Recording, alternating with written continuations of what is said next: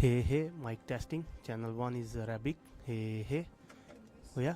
Hey hey. 1 is Arabic. 1 is Arabic 2. Hey hey, mic testing. Channel 2 is English. Hey hey. Oh yeah. Okay. Thank you.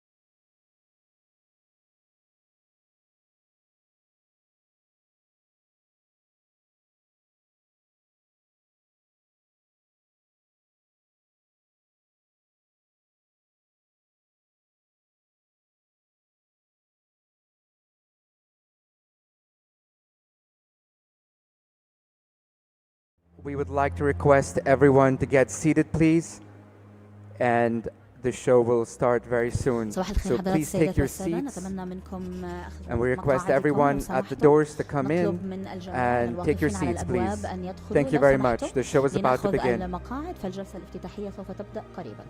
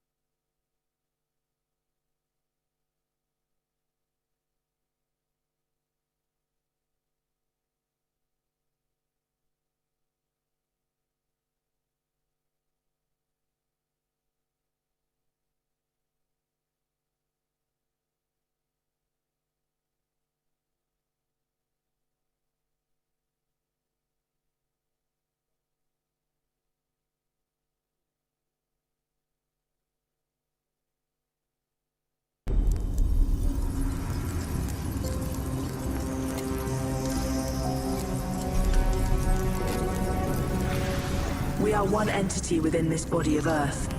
We move in sync to protect and serve the people.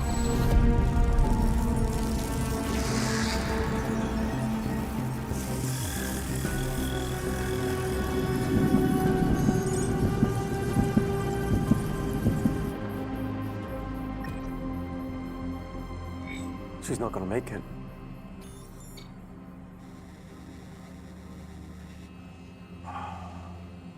Her vitals are dropping. Fast. She needs a new heart. She's got less than 24 hours. All right, I'm on it.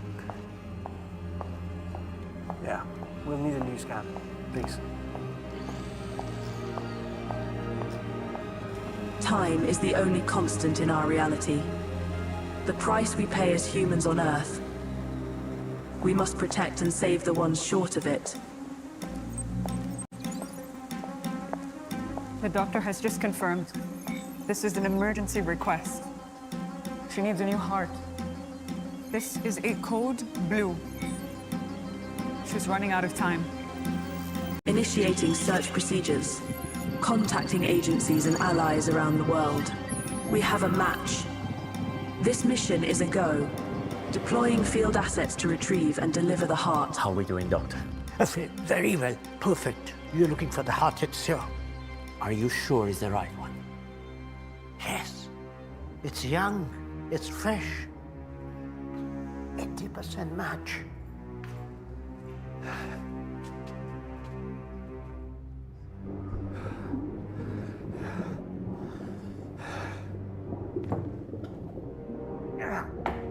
And you won't be able to fly it. Really? So they have to go through the desert. It's a good news, Doc. Excellent.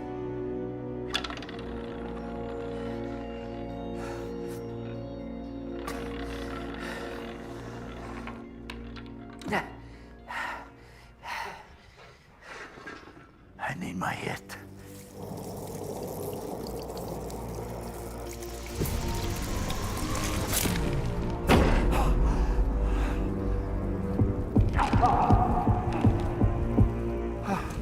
Boss, we located the heart. Boss, initial analysis show 80% of survival rate, boss. Yes, boss. Yeah. Oh, then why are you still here? Bring me my heart! Yes. Now! I'm eternal!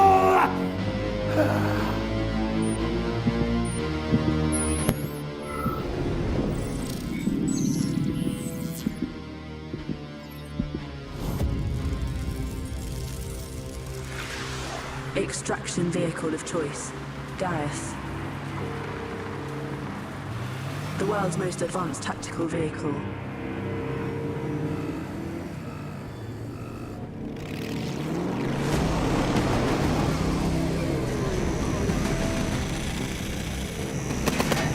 With what company?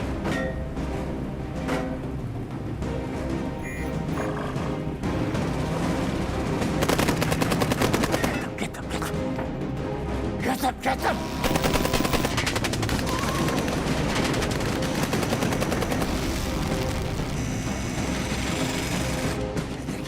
Get it!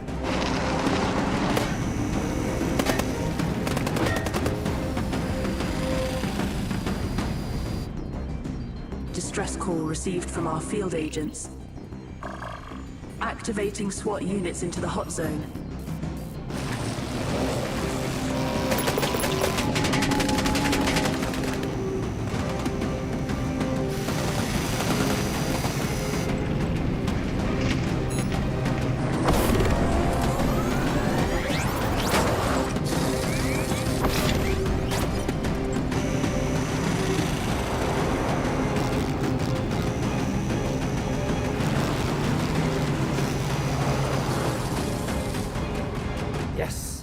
Yes! Don't move! Let's go, guys! Don't move! Don't go down! Heads up! Okay. Grab it!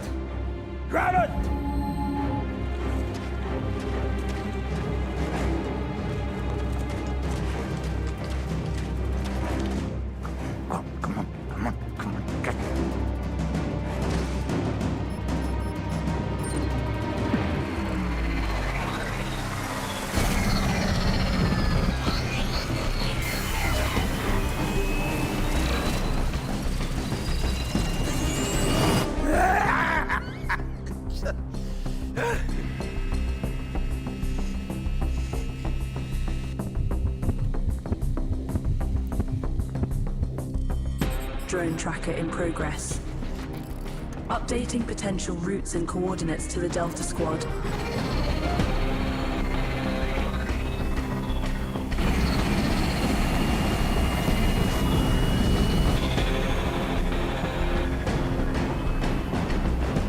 Activating anti-drone systems in 5, 4, 3, 2, 1. Drone clear of land. Target locked. Target down. No. What? Get that. Get it from the sea. Go. Go. Yes. Package is in the water. Deploying maritime units to its GPS location. Agent's tracker is now live. High-value target located underground.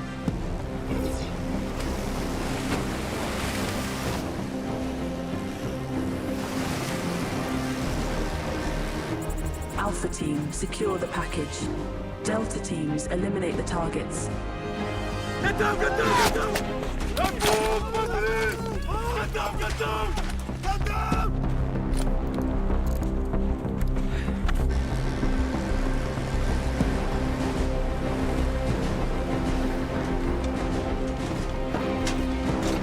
Hey, police! Don't move!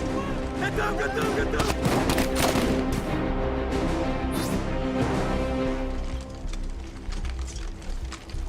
My police! Don't move! Don't move! Don't move! Don't move!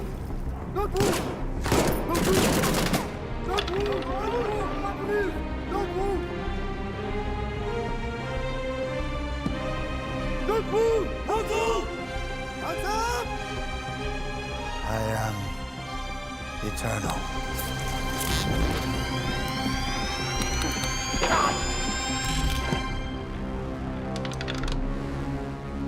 Bunker is now secure. Target eliminated. Activating drone box system. Closest proximity to the package. Floating SPS-01.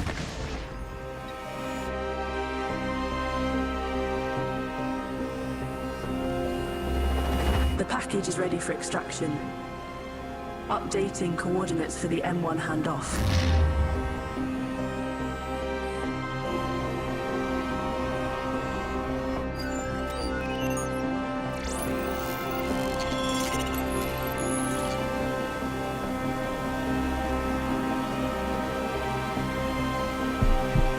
Package has been safely delivered to the M1. Analyzing data for final destination. Releasing M2.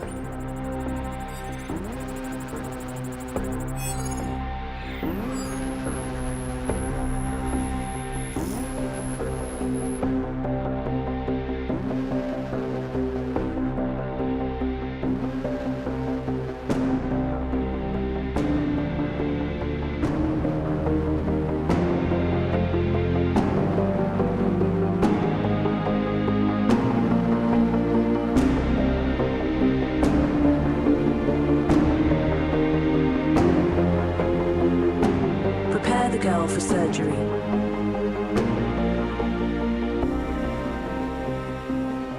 In a world moving faster than we can imagine,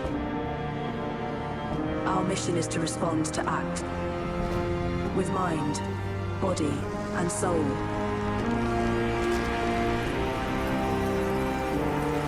This is where we merge realities to beat as one entity.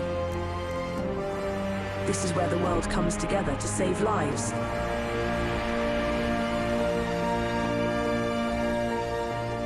This is Policing 5.0. Welcome to the World Police Summit.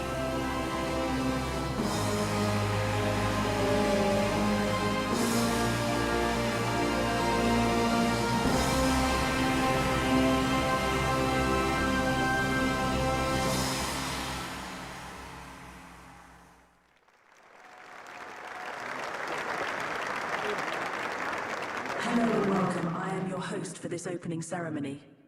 To your highnesses, your excellencies, ladies and gentlemen, please join me in welcoming Lieutenant General, His Excellency, Abdullah Khalifa Al-Mari, Commander-in-Chief of Dubai Police, for the opening speech of the World Police Summit 2024.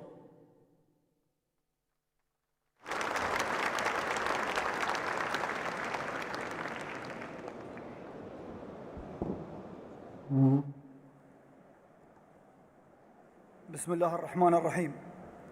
سيدي سمو الشيخ أحمد بن محمد بن راشد آل مكتوم، النائب الثاني لحاكم دبي ورئيس مجلس دبي للإعلام، أصحاب المعالي والسعادة، قادة الشرطة ووكالات إنفاذ القانون، السيدات والسادة، حضورنا الكريم، السلام عليكم ورحمة الله وبركاته. برزت دولة الإمارات العربية المتحدة وبالأخص إمارة دبي في استضافة وتنظيم الفعاليات والمؤتمرات الدولية والإقليمية. فقبل أيام اختتمت في دبي واحدة من أكبر وأنجح دورات القمة العالمية للحكومات، والتي جسدت المكانة الاستثنائية لدولة الإمارات العربية المتحدة على المستوى العالمي، وذلك بفضل قيادتنا الملهمة. الحضور الكريم، ها نحن اليوم نجتمع تحت سقف واحد برعاية كريمة من سيدي صاحب السمو الشيخ محمد بن راشد آل مكتوم، نائب رئيس الدولة رئيس مجلس الوزراء حاكم دبي حفظه الله، لنفتتح النسخة الثالثة من القمة الشرطية العالمية تحت شعار توحيد الجهود الشرطية العالمية لمستقبل أكثر أماناً. قمة تجسد رؤية قيادتنا الرشيدة نحو تعزيز الأمن في المجتمع، بحضور ما يزيد عن 60 من القيادات الأمنية و50 منظمة دولية، ومشاركة أكثر من 100 شركة عارضة ومجموعة من المتخصصين والخبراء يمثلون ما يزيد عن 100 دولة، حيث تستعرض هذه القمة الفرص وأبرز التحديات التي تواجهها أجهزة ووكالات إنفاذ القانون من خلال عدة مؤتمرات وورش عمل وجلسات تجمع بين القادة الخبراء والمبتكرين على مستوى العالم. كما تشهد هذه القمة إطلاق ما يزيد من 10 جوائز عالمية في المجال الجنائي والمروري والمجتمعي. ضيوفنا الكرام، دبي هي مدينة الفرص والمستقبل، جعلت من الابتكار والإبداع جزءاً من هويتها، برؤية وتوجيهات سيدي صاحب السمو الشيخ محمد بن راشد آل مكتوم، نائب رئيس الدولة رئيس مجلس الوزراء حاكم دبي حفظه الله، حيث أطلقت القيادة العامة لشرطة دبي مؤخراً منظومة الدرون بوكس، والتي تتضمن منصات لإطلاق الطائرات المسيرة، خفضت من معدلات زمن الاستجابة للحالات الطارئة بمعدل زمني دقيقة و13 ثانية من إجمالي 2679 بلاغ. ومن المخطط أن تصل نسبة التغطية الأمنية لهذه المنظومة في المناطق الحضرية لإمارة دبي إلى 50% من خلال منتصف هذا العام، لتصبح القيادة العامة لشرطة دبي من أوائل الأجهزة الشرطية التي تطبق هذه المنظومة. سيدي، وبفضل توجيهات قيادتنا الرشيدة، تسعى دولة الإمارات العربية المتحدة وإمارة دبي إلى تطوير مستوى الخدمات، وأن تكون نموذجاً يحتذى به عالمياً، حيث سيتم تدشين مركز الشرطة الذكي العائم الأول من نوعه، والذي يبعد 10 كيلومتر عن سواحل دبي، ويمثل نقلة نوعية لرواد جزر العالم في الواجهات البحرية، حيث يقدم المركز باقة من 46 خدمة رئيسية في المجال الجنائي والأمني ب7 لقاءات مختلفة، ومن المتوقع أن يخدم أكثر من 500 ألف نسمة بحلول العام 2030. سيدي، لقد استلهمنا من توجيهات سيدي صاحب السمو الشيخ محمد بن راشد آل مكتوم، نائب رئيس الدولة رئيس مجلس الوزراء حاكم دبي حفظه الله، قيمة العنصر البشري كأساس لكل إنجاز وركيزة لتحقيق أهداف أي مؤسسة، فرعايتهم ودعمهم أولوية قصوى، ونسعى دائماً لضمان التوازن المثالي بين المهام الوظيفية والصحة النفسية والبدنية لتعزيز روح الولاء والانتماء للمؤسسة. نستأذنكم سيدي بعد الكلمة لعرض قصة حقيقية لأحد موظفي شرطة دبي تجسد هذه التوجيهات.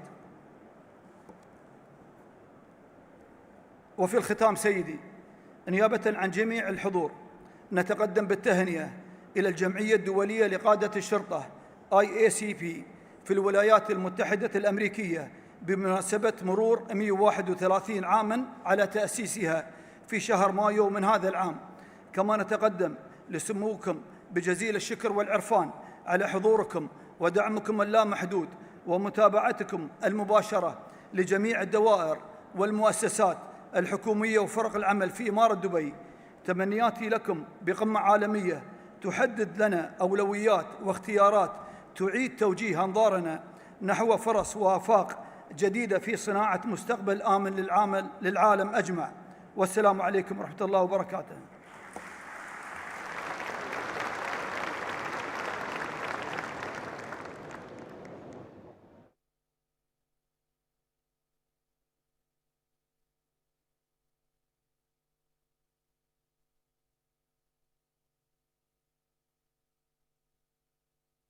Thank you, Your Excellency.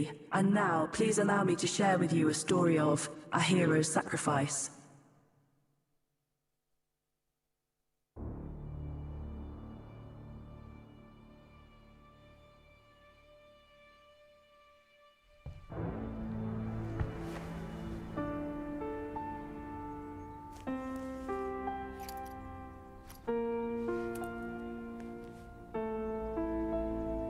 هلا الوالد. الله يحفظك يا ولدي. يا الله يا توفيق العظيم. حبيبي حياك الله.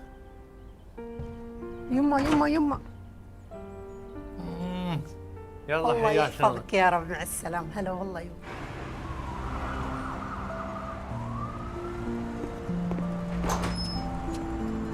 سلام ورحمة الله وبركاته. بنعرض عليكم اليوم بعض الازدحامات المرورية، وننبه عليكم بعد لا تنسون كاميرا الايباد. مساك الله بالخير. 5512.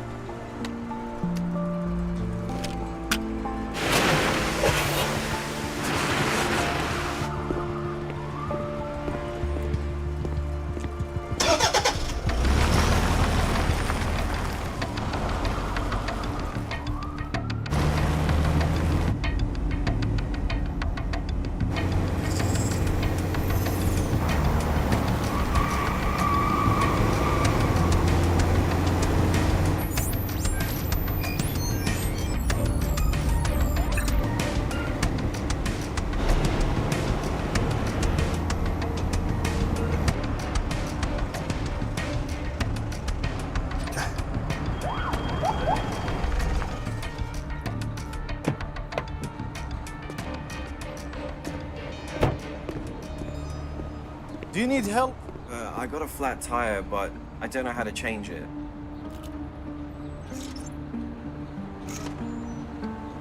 Thank you. Thank you so much.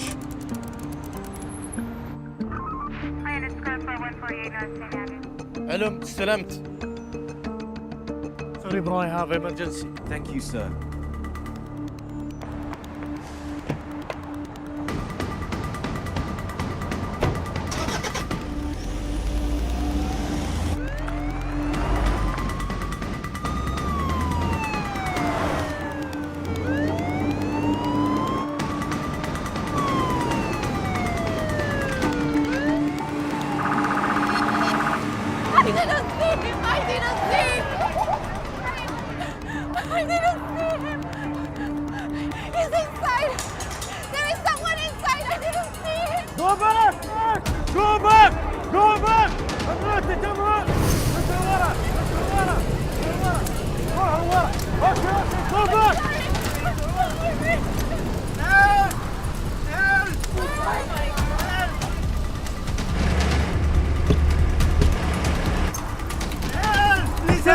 Come down, I will take you out.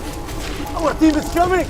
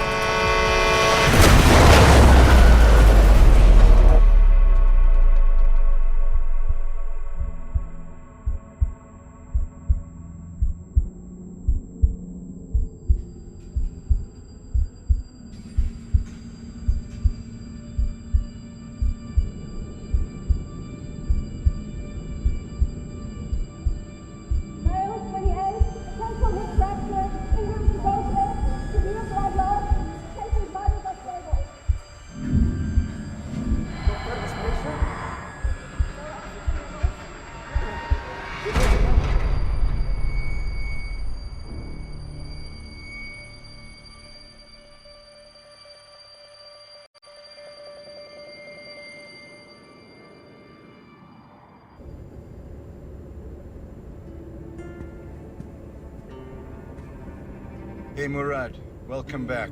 I'm Dr. Taylor. You're on your way to Chicago, where a great team is ready to take over. Your brother is right here for you.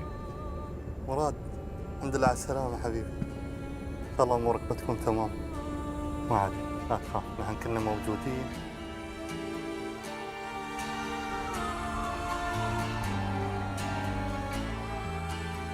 If it's too much of the pain, please let me know.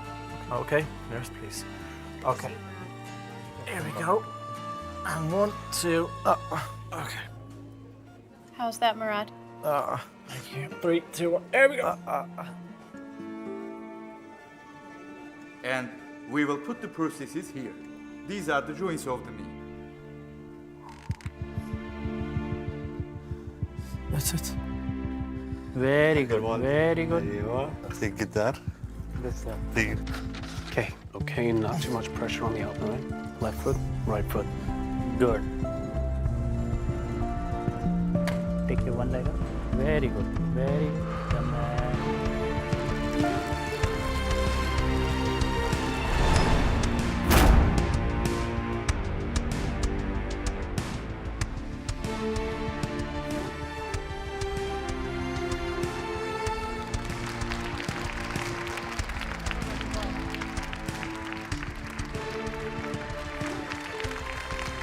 سلامة.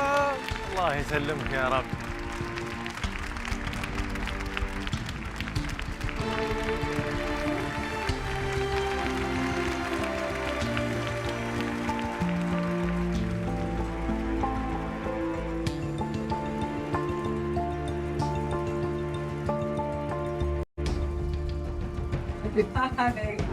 That's just the right number. Right.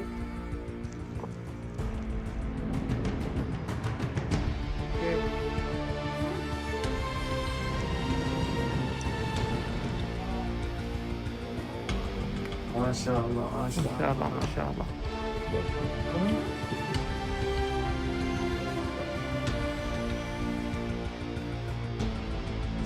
كفو.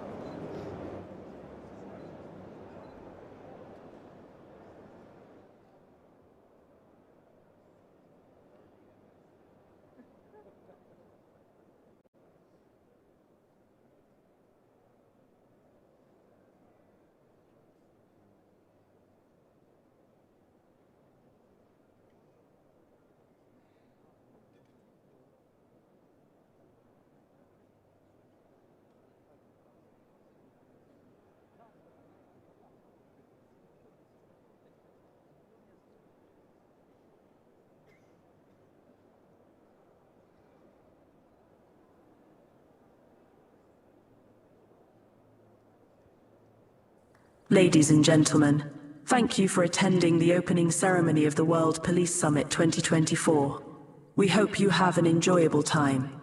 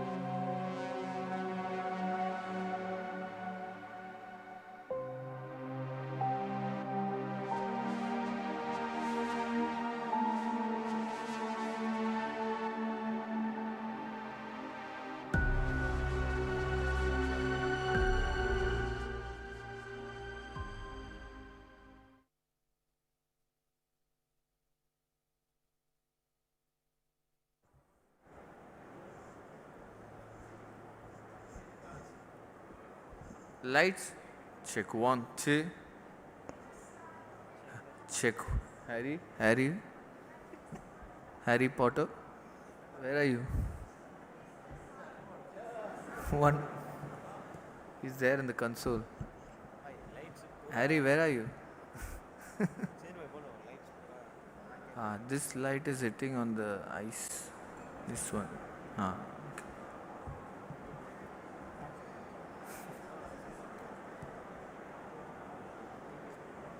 What do you want? Check 1, 2, 2. Hey.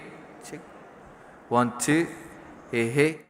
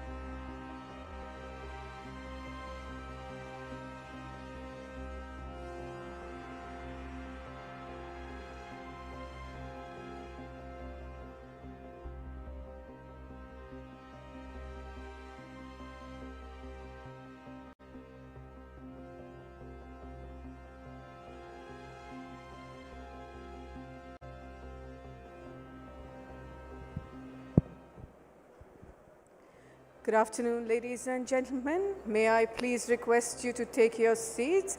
We are about to start the conference today.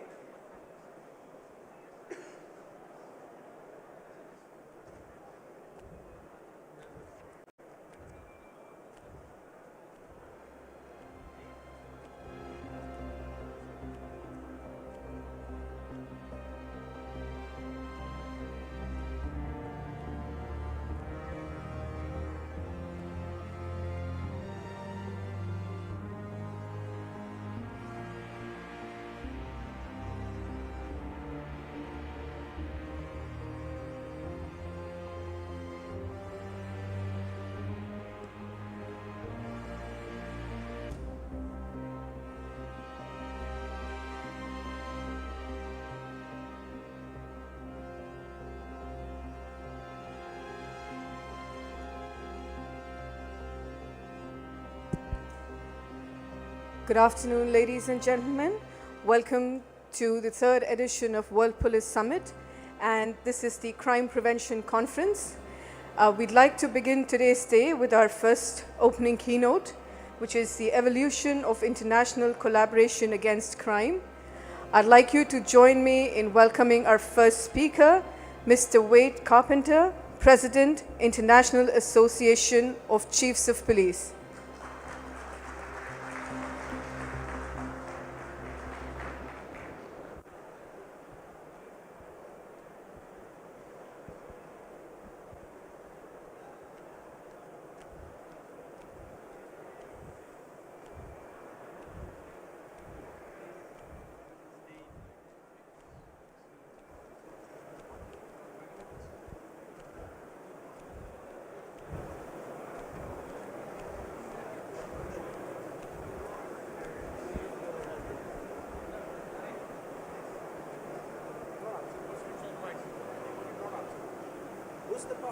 Thank you.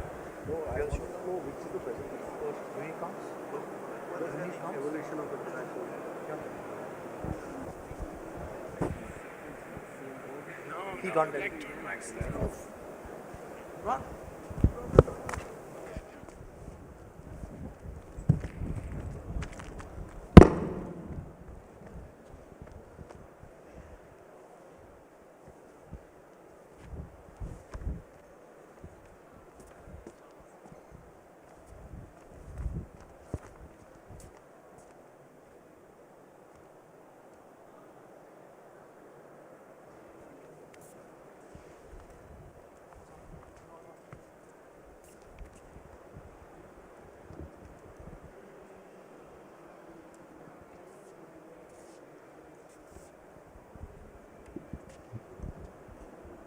Thank you.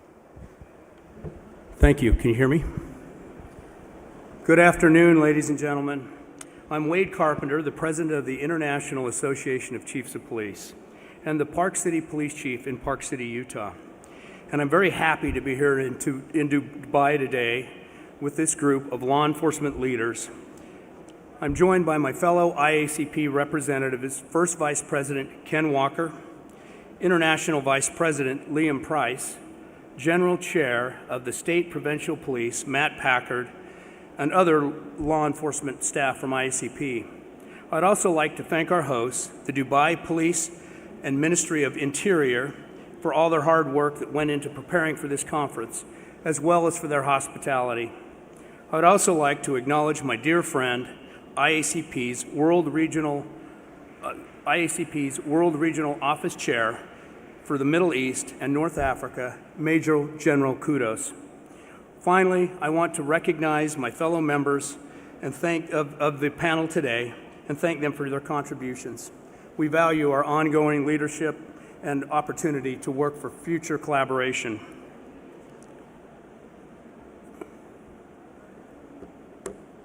The IACP is the world's most influential professional association for police leaders. With more than 33,000 members in 173 countries, the IACP is recognized as a global leader in policing, committed to advancing safer communities throughout this thoughtful process and progressive police leadership. As an international organization, we understand that in a world where information spreads quickly, it's critical, now more than ever, that public safety officials work closely in jurisdictions to provide truth, transparency, and justice. These characteristics are vital to community stability, officer safety, successful policing, and particularly as the nature of modern-day crime has and continues to move across jurisdictional borders and they continue to disappear, remaining vigilant and proactive against threats and emerging issues is the best way to keep our officers and our community safe. In recent years, the IACP has made a determined effort to increase our role in global policing. We have a memorandum of understanding of collaborative agreements with many international organizations, including Interpol, Europol, United Nations Road Safety Collaboration, a cooperation of Council for Arab States of Gulf, and of course, the United Arab Emirates Ministry of the Interior. Additionally, the IACP has offices in Abu Dhabi, Seoul, South Korea to further expand our global reach. These engagements help us remain aligned with the needs of the policing profession across the globe to allow us to work better together for enhanced safety. Global perspectives are vital to enhancing police profession, particularly in addressing shared challenges. We are committed to expanding opportunities for participation across access to our best world-class resources, recognizing the value of these resources, which includes training models, model policies, endless networking opportunities. For example, the IACP has instituted a tiered membership dues program structure so that police professionals around the world can more easily afford to take full advantage of the IACP and everything they have to offer. The IACP's goal is to assist police around the world in effectively addressing the profession's most pressing issues. The rapid technology advancements in today's society means we are faced with the unique challenges never seen before by policing agencies or the profession. The proliferation of virtual currencies, anonymous networks, new encrypted communication methods require constant monitoring and evaluation. A key part of innovation is pooling our collective knowledge and resources to ensure that everyone has access to the best available strategies. Agencies of all kinds and sizes have a duty to disrupt large-scale criminal activity, as we know that even seemingly small incidents may be part of a much larger global enterprise. As illegal operations are becoming increasingly more interconnected, the best thing we can do is collectively to evaluate, adapt, implement, and share promising practices, remaining flexible and open to new innovative solutions. We are seeing a proliferation of the use and abuse of artificial intelligence, or AI. AI can help streamline criminal operations, making it more efficient while allowing them to evade detection. AI is able to automate certain aspects of cybercrime, which decreases the need for criminal enterprises to recruit new members and lowers operational costs. AI makes it easier to analyze large amounts of data very quickly, as well as engineer sophisticated scams, allowing criminals to find, create, and exploit vulnerabilities. And more frequently, additionally, it is common for AI-generated media to be used in disinformation campaigns, which leads to undermining community trust. However, police can also use artificial intelligence to combat criminal activity. Leveraging the power of AI, increase security, identify and predict patterns in investigations, and detect threats. Technological advancements present both a challenge and an opportunity for law enforcement, and it remains critical for us to evolve along with these tools and use them for an advantage to stay in front of criminal activity. Policing is a unique profession made up of individuals who share the same mission, keeping their community safe. To do this, beyond remaining proficient with new technologies, we must develop partnerships at all levels and be willing to work collaboratively to fulfill our duties. As police leaders, we should look to develop these relationships of trust proactively so that when crisis occurs, we are already coordinated and prepared to respond. Working together, we can share ideas and resources and rely on our fellow officers to help us address problems as one profession. Global partnerships provide opportunities for police professionals to combine efforts with organizations which share similar goals, values, while removing duplication of efforts. The ability to exchange information and expertise among police agencies, public and private sector organizations, and national governments can aid in police all over the world. Imposing challenges may seem overwhelming when facing them alone. However, by facing this as a community policing community, we all are able to learn more from each other and collaborate on future solutions.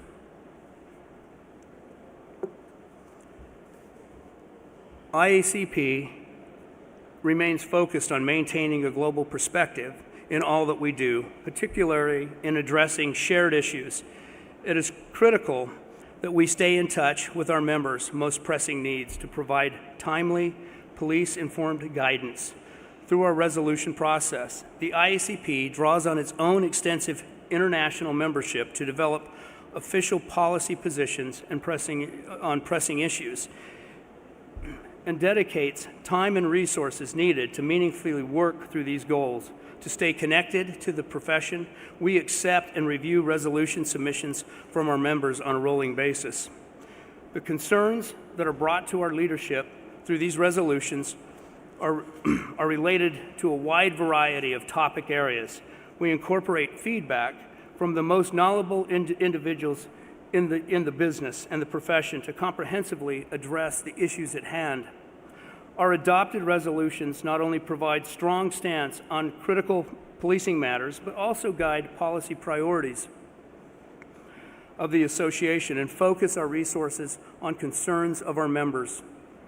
This is one way we can remain responsive to current policing issues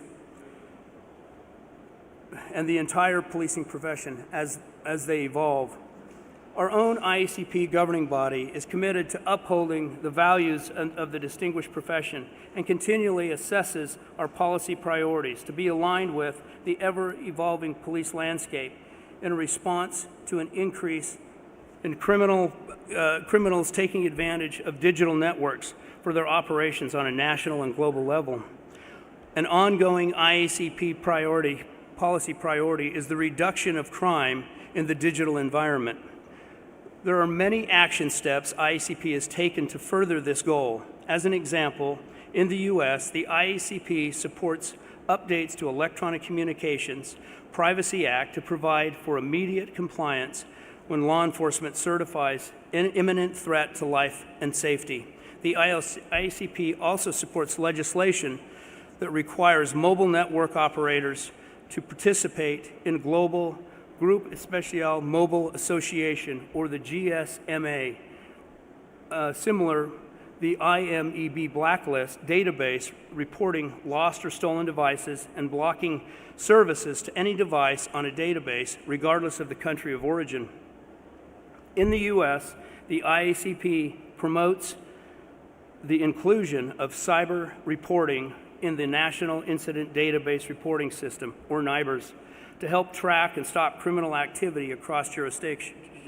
Sharing digital communications data allows law enforcement to access evidence in a federal and criminal terrorism cases, putting a stop to these crimes, which are increasingly common in today's environment. The IACP also convenes 47 specialized groups, each focused on different topic areas, and leverages the expertise of those in the profession to discuss relevant issues and deliver actionable items. Many of these groups have been established to address global policing concerns, including committees on computer crime and digital evidence, terrorism, and transnational crime. In the mission of these committees to enhance public safety globally and strengthening awareness, cooperation, coordination among law enforcement agencies worldwide. The ultimate goal is to effectively disrupt, dismantle, and prosecute crime and organizations that seek to earn, move, and store proceeds of these crimes. It is also the mission of these committees to utilize the collective and varied expertise in its membership as a resource to the IACP membership law enforcement community to provide current information regarding emerging trends and threats to establish best practice methods relative to combating any transnational crime. To this end, IACP's network of committees serves a forum to bring together international law enforcement community to identify current and future policing issues that impact every policing organization around the globe. To achieve the IACP mission to enhance the global policing profession, we develop products and resources to strengthen awareness, cooperation, and coordination on effective crime reduction strategies. Law enforcement and the IACP Policy Center produces model policies that help agencies formalize leading practices at all levels. The development of these policies gives concrete guidance and directives describing a clear path forward and supplying reliable information on various protocols. Offering context of this kind allows agencies to more thoroughly understand and thoughtfully implement recommendations on topics such as criminal intelligence, multi-agency investigation teams. Every jurisdiction is unique, which makes it impossible to deliver standard practices across the profession. And the goal of these documents is to provide guiding principles that the agencies can apply to their communities. By focusing on the challenges we share, we can provide more actionable information that can be used as agencies as we see fit. The IACP also produces the Police Chief Magazine, a monthly publication with articles authored by law enforcement officers and professionals in the field of policing from across the globe. The magazine is the leading periodical for law enforcement executives, covering topics including education and training, technology, recruitment, cybercrime. With the frequency of this publication, the IACP is able to deliver reliable information on the newest developments across the policing profession to our members in a timely manner. Policing is a complex and dynamic, and it is interdependent process that involves working together, communicating, and connecting with people. All in this profession, we must continue to evolve, especially given our significant role on the front lines and ever-changing in our communities. Safe, effective policing relies on supplying our officers with the most promising policies, procedures, and profession that our profession has to offer, allowing us to interrupt criminal activity in our communities around the world. In order to successfully achieve this mission, police must have the trust of those they serve. The IACP has developed the IACP Trust Building Campaign to promote innovative resources and techniques to help provide truth, transparency, and justice, and promote a culture of support of police agencies.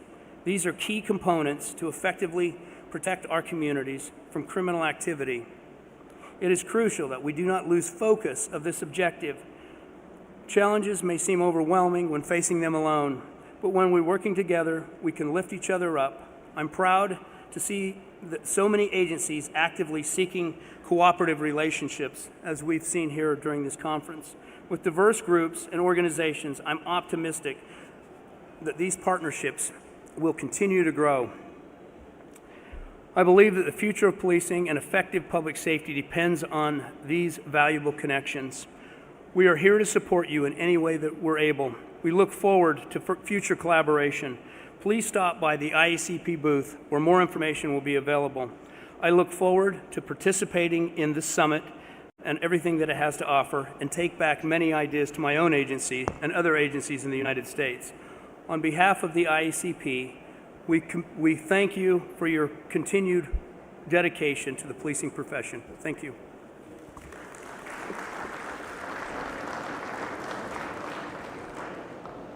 Thank you, Mr. Carpenter, for that wonderful presentation. We'd now like to welcome our next speaker, Mr. George Pirro, President and CEO of Pirro Global Services, for his presentation on the art of interrogation.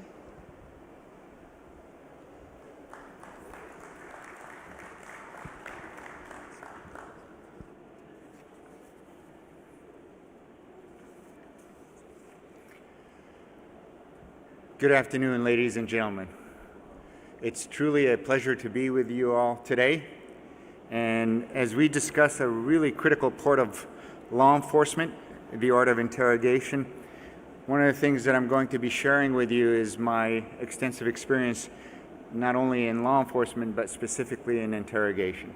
I recently retired from the FBI after 24 years of service.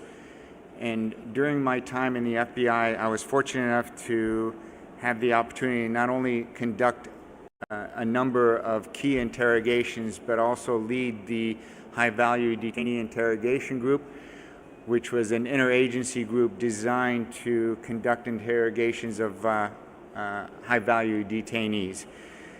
A second component of that was the extensive scientific research that was dedicated to improving and enhancing our interrogation techniques, especially in the United States after the 9/11 attacks. As we delve into the intricate art of interrogation, a cornerstone of law enforcement and intelligence gathering information, interrogation throughout history has been a pivotal tool in solving investigations and extracting valuable information. However, as times change, so do the tactics and techniques employed in this craft. As I mentioned, in recent years, particularly in the United States, we have witnessed a surge of scientific research dedicated to enhancing interrogation techniques. One of the key elements that drove that effort in the United States was the ability to do interrogations, collect that critical information, but also do it in a manner that would allow it to be not only admissible in court, but also have the trust and confidence of the community that we're serving. Nothing could help law enforcement succeed like the trust and confidence of its community or the citizens that it's serving.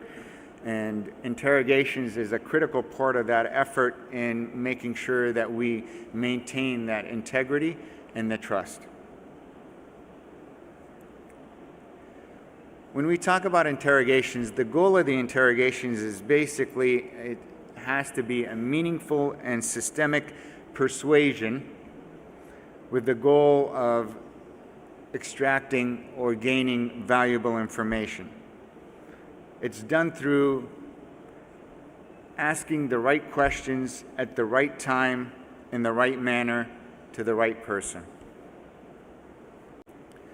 I could tell you when I spent 7 months interrogating Saddam Hussein after his capture in Iraq, that was really the focus of the interrogation, was being able to ask the right questions of someone of Saddam Hussein's not only previous position, but also the atrocities that he was responsible for, but also do it in a manner that when it was appropriate, be able to provide that information for his prosecution. So understanding the subject's perspective before and during an interrogation allows us to strategically adapt our approach. Again, these principles apply whether you're doing a single interrogation that lasts several hours or you're doing an interrogation that will last potentially 7 months. By doing so, we can effectively reduce resistance and increase cooperation and information exchange. Research has shown that the two most effective approaches, especially in a rapport-building approach, is a cognitive interview and a strategic use of evidence. Now, those are still based on the foundation of a rapport-based approach or using rapport, but the cognitive interview is rooted in principles of human memory. It allows both the subject and the interrogator to remember and discern details more reliably, enhancing both the quality and the quantity of the information retrieved. This method is reliant on letting the subject speak without interruption, which proves incredibly effective when dealing with a cooperative individual. Strategic use of evidence, on the other hand, serves as a method of eliciting new information and detecting deception. By introducing evidence effectively into an interview, we can confront deception and identify strategies employed by both truth tellers and as well as liars. For example, truth tellers typically exhibit forthcoming behavior, while liars tend to avoid incriminating situations or deny involvement when confronted with evidence. However, success in interrogations hinges on meticulous preparation. That starts with developing a robust interview preparation plan, which includes researching the subject's background, education, criminal history, and even social media presence. This kind of background is paramount in helping develop an interview strategy and also identifying themes that is going to allow the interrogator to be able to connect effectively with the subject. The next phase of that preparation would include staging in preparation for the interview. When we talk about staging, things that are important, such as not only as appearance and the communication style of the interrogator, which can shape the overall impression and dynamics of the interaction, because first impressions can be planned, as well as overall impressions can be managed throughout the entire interview.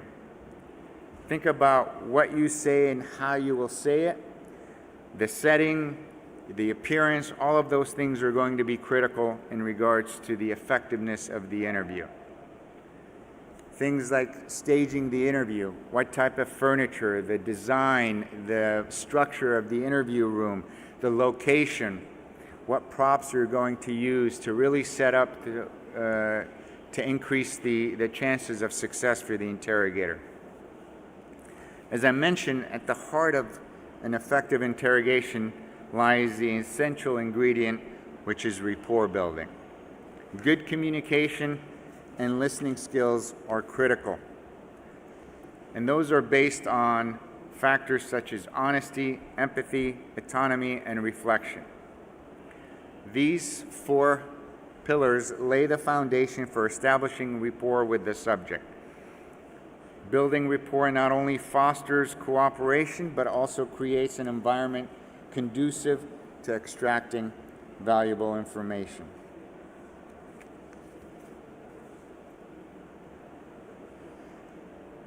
But displaying good communication requires active listening skills, so that you can not only effectively understand what the subject is saying, but understand the subject's perspective so that you can leverage that within the interrogation.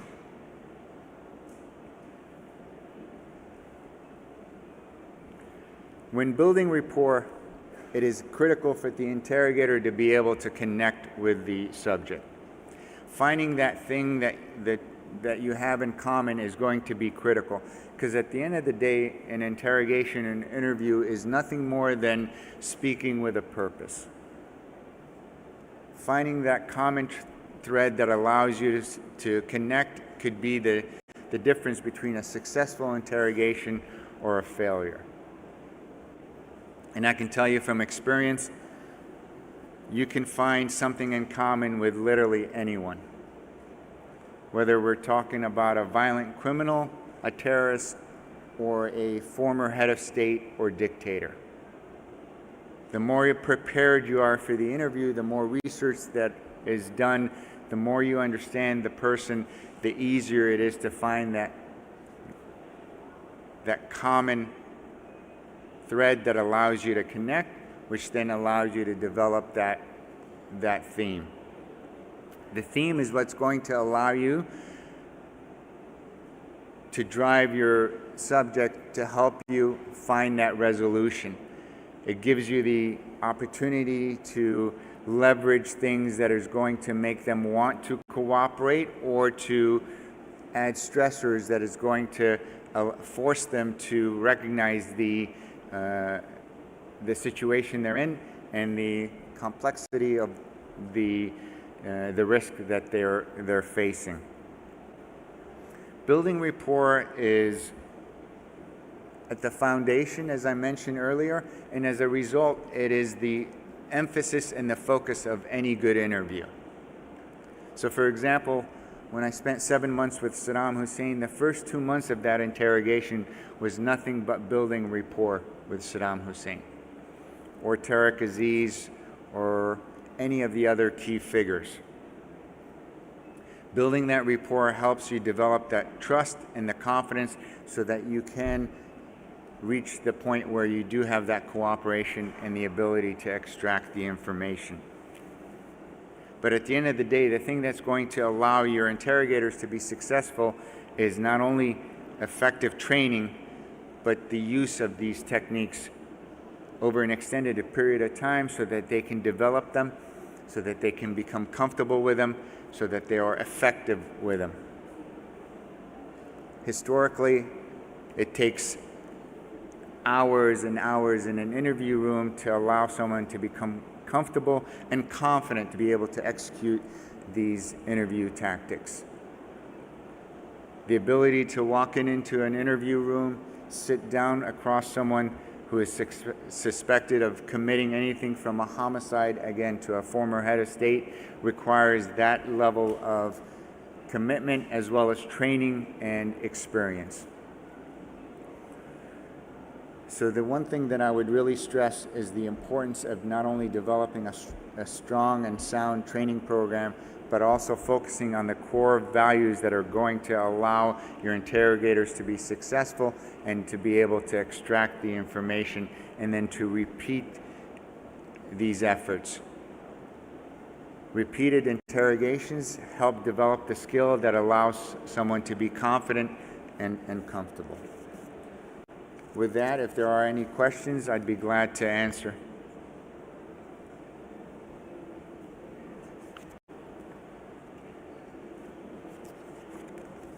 In that case, thank you very much for your time.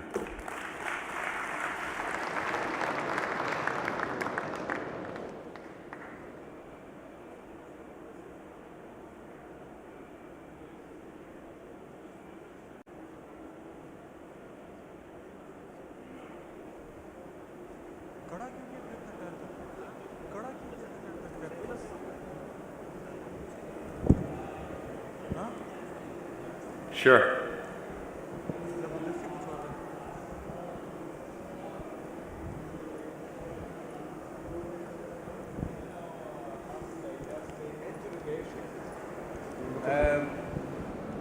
Can I ask you in Arabic?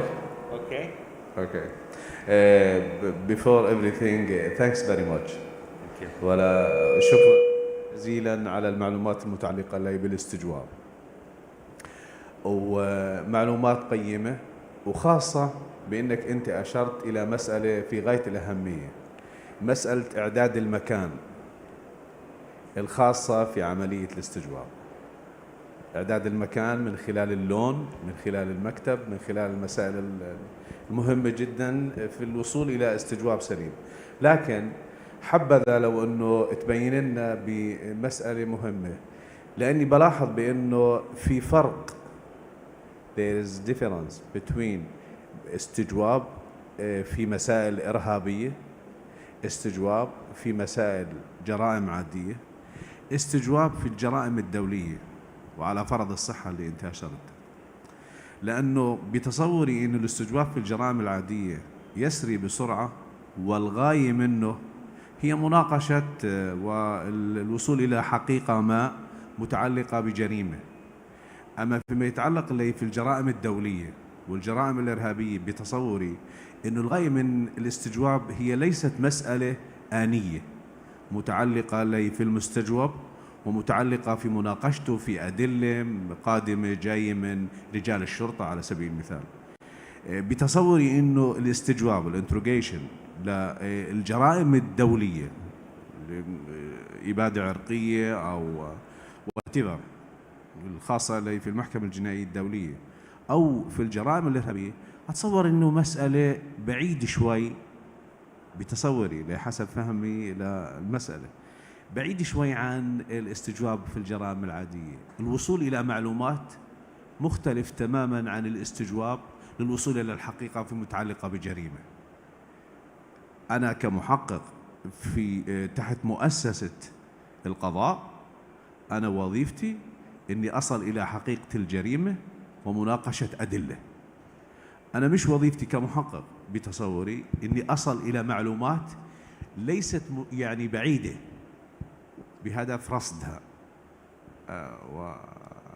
وشكرا. يعني ألتمس من حضرتك أنه توضيح شو هي الآلية، كيف يكون الاستجواب في الجرائم الدولية. هل يمكن أن يكون في نفس الآلية والطريقة في الجرائم العادية، في الجرائم المنظمة، في الجرائم الإرهابية، وكيف العملية بتتم؟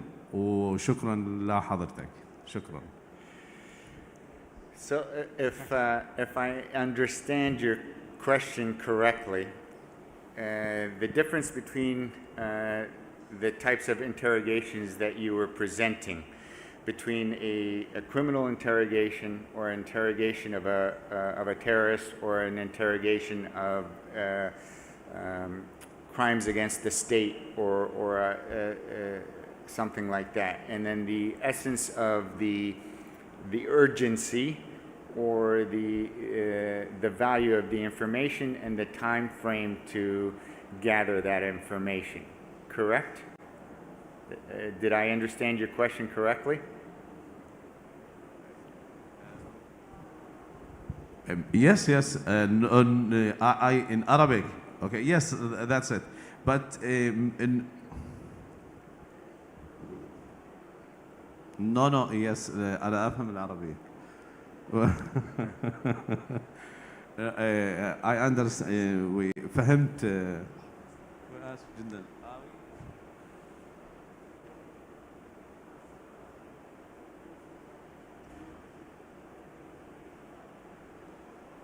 مرة أخرى شكرا لك. I repeat the question or what? Okay. Thanks very much. أول شيء اللي هي أكرر الشكر لحضرتك لتقديم ورقة متعلقة لي في الاستجواب في القمة الشرطية العالمية. Okay. Go ahead. Go ahead. بداية أني أشكر حضرتك لي في تقديم ورقة علمية متخصصة متعلقة بالاستجواب في القمة الشرطية العالمية في شرطة في إمارة دبي في دولة الإمارات العربية المتحدة. عفوا دقيقة. Can you translate to English, please?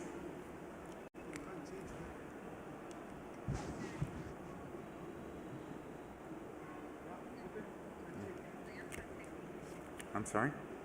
Yes, yes.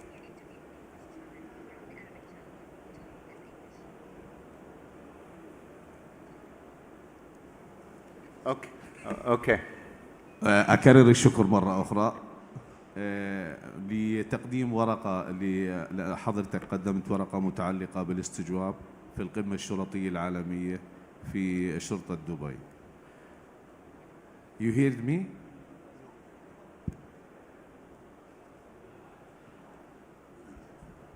حد من الفنيين موجود هنا؟ في فني موجود؟ في فني موجود في القاعة؟ هلو، في فني؟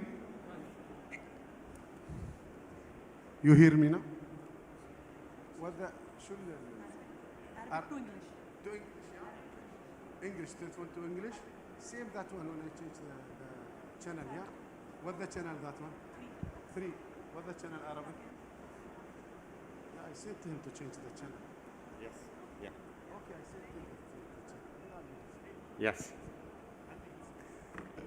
Okay. مرة ثانية لو سمحت. ولا لو الدكتور طايل الشياب، كلية القانون، أستاذ في القانون الجنائي من جامعة العلم. والنعم منك، الله يعزك. أول شيء أشكرك جدا على الورقة العلمية اللي قدمتها في القمة الشرطية العالمية في شرطة دبي. حضرتك تكلمت عن الاستجواب، وأنا مؤمن بأن الاستجواب هو وسيلة قانونية للوصول إلى حقيقة الجريمة. لكن حضرتك تكلمت في الاستجواب، وهو بتصوري هذا اللي المفهوم أن هناك استجواب في الجرائم الدولية كجرائم إبادة عرقية أو جرائم الحرب أو جرائم ضد الإنسانية، وهناك استجواب في الجرائم الإرهابية، وهناك استجواب في الجرائم العادية. يا حبذا بتصوري الغاية من الاستجواب في الجرائم بكل أنواع الاستجواب هي الوصول إلى الحقيقة متعلقة بأدلة ومناقشتها في جريمة ما، لأنه نشتغل كلنا تحت مظلة القضاء وهي الوصول إلى العدالة. لكن اللي لاحظت من خلال الورقة البحثية اللي قدمتها بأنه الغاية من الاستجواب مسألة ما أبعد من الجريمة، أبعد من منظومة القضاء، هي الغاية الوصول إلى معلومات متعلقة، يمكن معلومات بتكون هنا وهناك وهناك. ولذلك لو أتمنى من حضرتك أنه تبين لنا شو هي الوسيلة أو السبل وكيف يكون، هل هنالك فرق ما بين بالطريقة بالوسيلة بالفرق ما بين الاستجواب في الجرائم الدولية عن الاستجواب في الجرائم الإرهابية عن الاستجواب بالجرائم العادية فقط، يعني كيف بتتم عملية الاستجواب في الجرائم الدولية، خاصة بأنه حضرتك اللي تكلمت بأنك استجوبت لرئيس الدولة لسابق صدام حسين في الجرائم الدولية ما بعرف. ولذلك أنه أتمنى من حضرتك أنه تبين لنا، وخاصة أنه الجرائم الإرهابية مختلفة نوعا ما عن الجرائم العادية. وشكرا أكرر الشكر لحضرتك. شكرا. Thank you very much for your question. That is an excellent question and a complex question, but I will do my best to try to answer it as quickly as possible. In a sense, there are differences in regards to the type of interrogation, but the method, there is no difference. Because the method has to be done in a manner that allows the information to be utilized, whether it's in prosecution, in a judicial proceeding, or it is used to inform decision makers, policy makers, elected officials, things like that. So the method always remains the same. It has to be done in a legal, moral, and ethical manner. What differs between as you propose, between a regular criminal case, a terrorist, a former head of state who is responsible for crimes against humanity, genocide, and things like that, is not only the intelligence value, but the time constraints. So, for example, if you're interrogating a terrorist and your goal is to prevent a terror attack that may occur at any moment or within, a very short time frame, of course, the focus should be to extract that information and stop that attack as quickly as possible. So you're not going to spend 2 months building the rapport and developing that relationship and things like that. So the process will be the same, it will just be accelerated. So I could tell you my fastest interrogation and where I got a confession was 10 minutes. My longest interrogation was 8 months. The method was still the same. It's about building the rapport. It's building the trust and confidence, but you just have to accelerate it. The difference between those scenarios is the duration that you have to try to gather that information. These principles apply to whether you're interrogating a suspect, you're questioning or interviewing a witness and helping them try to recall or remember information that they might have forgotten, or you're interviewing a source and you're trying to get them to provide you, that valuable information. Again, the method remains the same, and what I mean by that, if we had more time, I would talk you through the type of questions, when you ask open-ended questions, when you ask directed questions, how do you use the evidence to to leverage and drive the questioning, things like that. But the actual process itself is the same. I hope that answers your question. Thank you very much.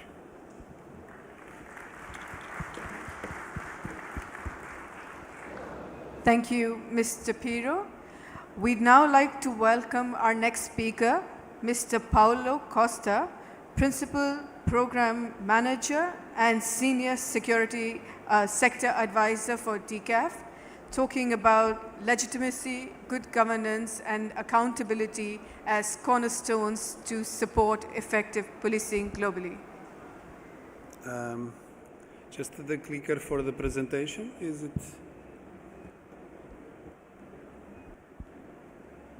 Can you just support me with the changing of the slides, please? Organizers?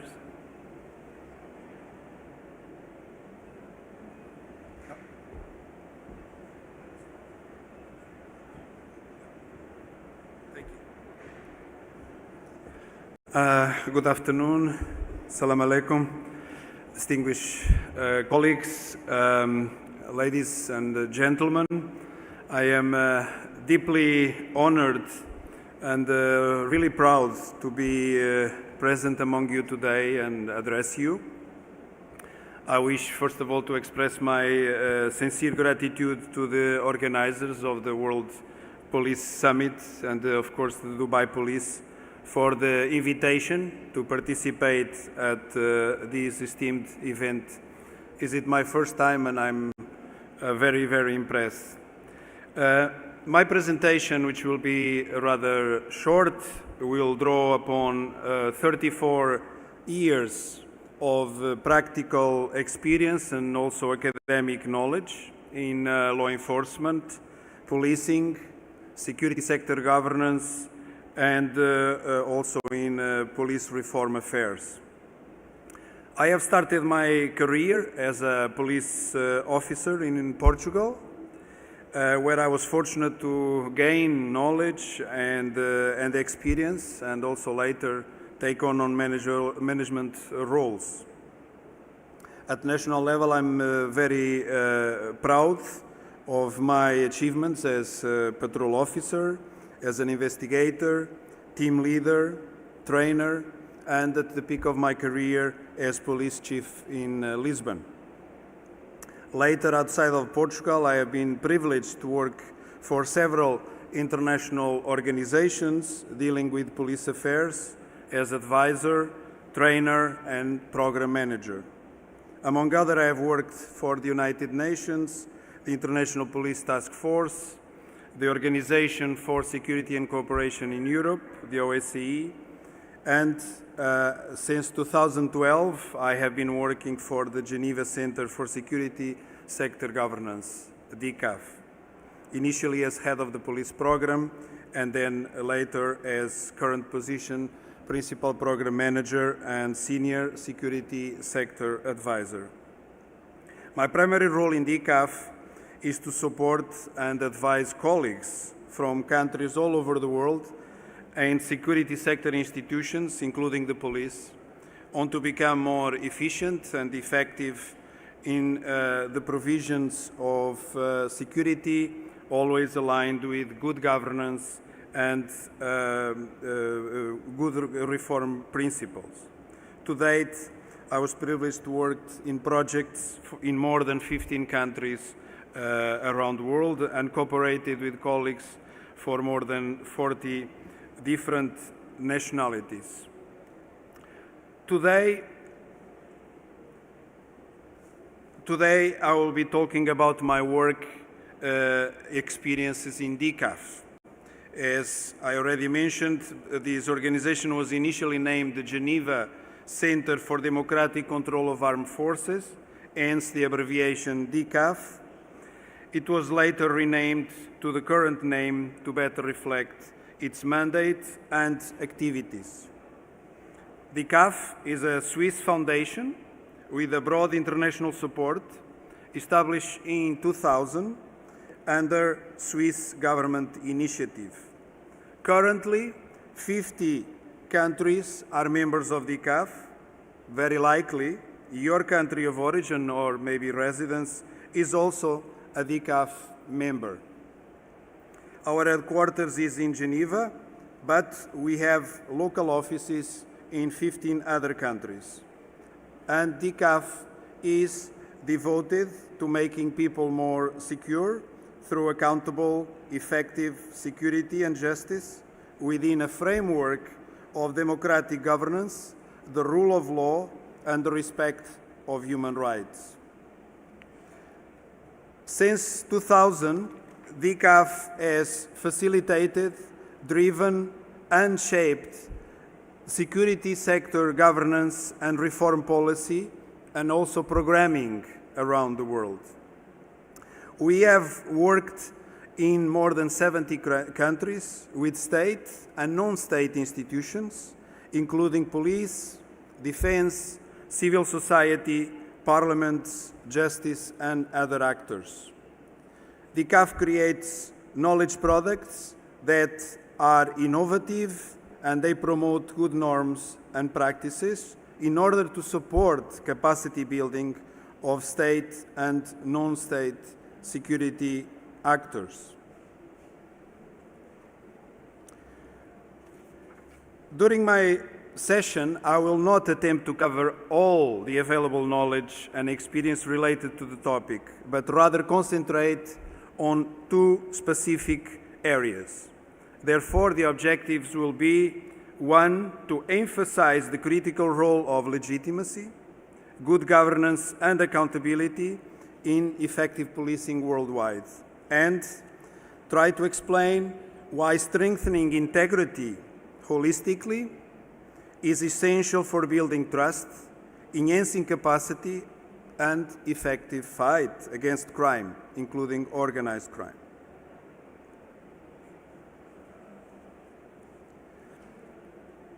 As you know, the police remain one of the most visible manifestations of state and its authority, and how police operates provides an indication of progress or lack thereof within the society.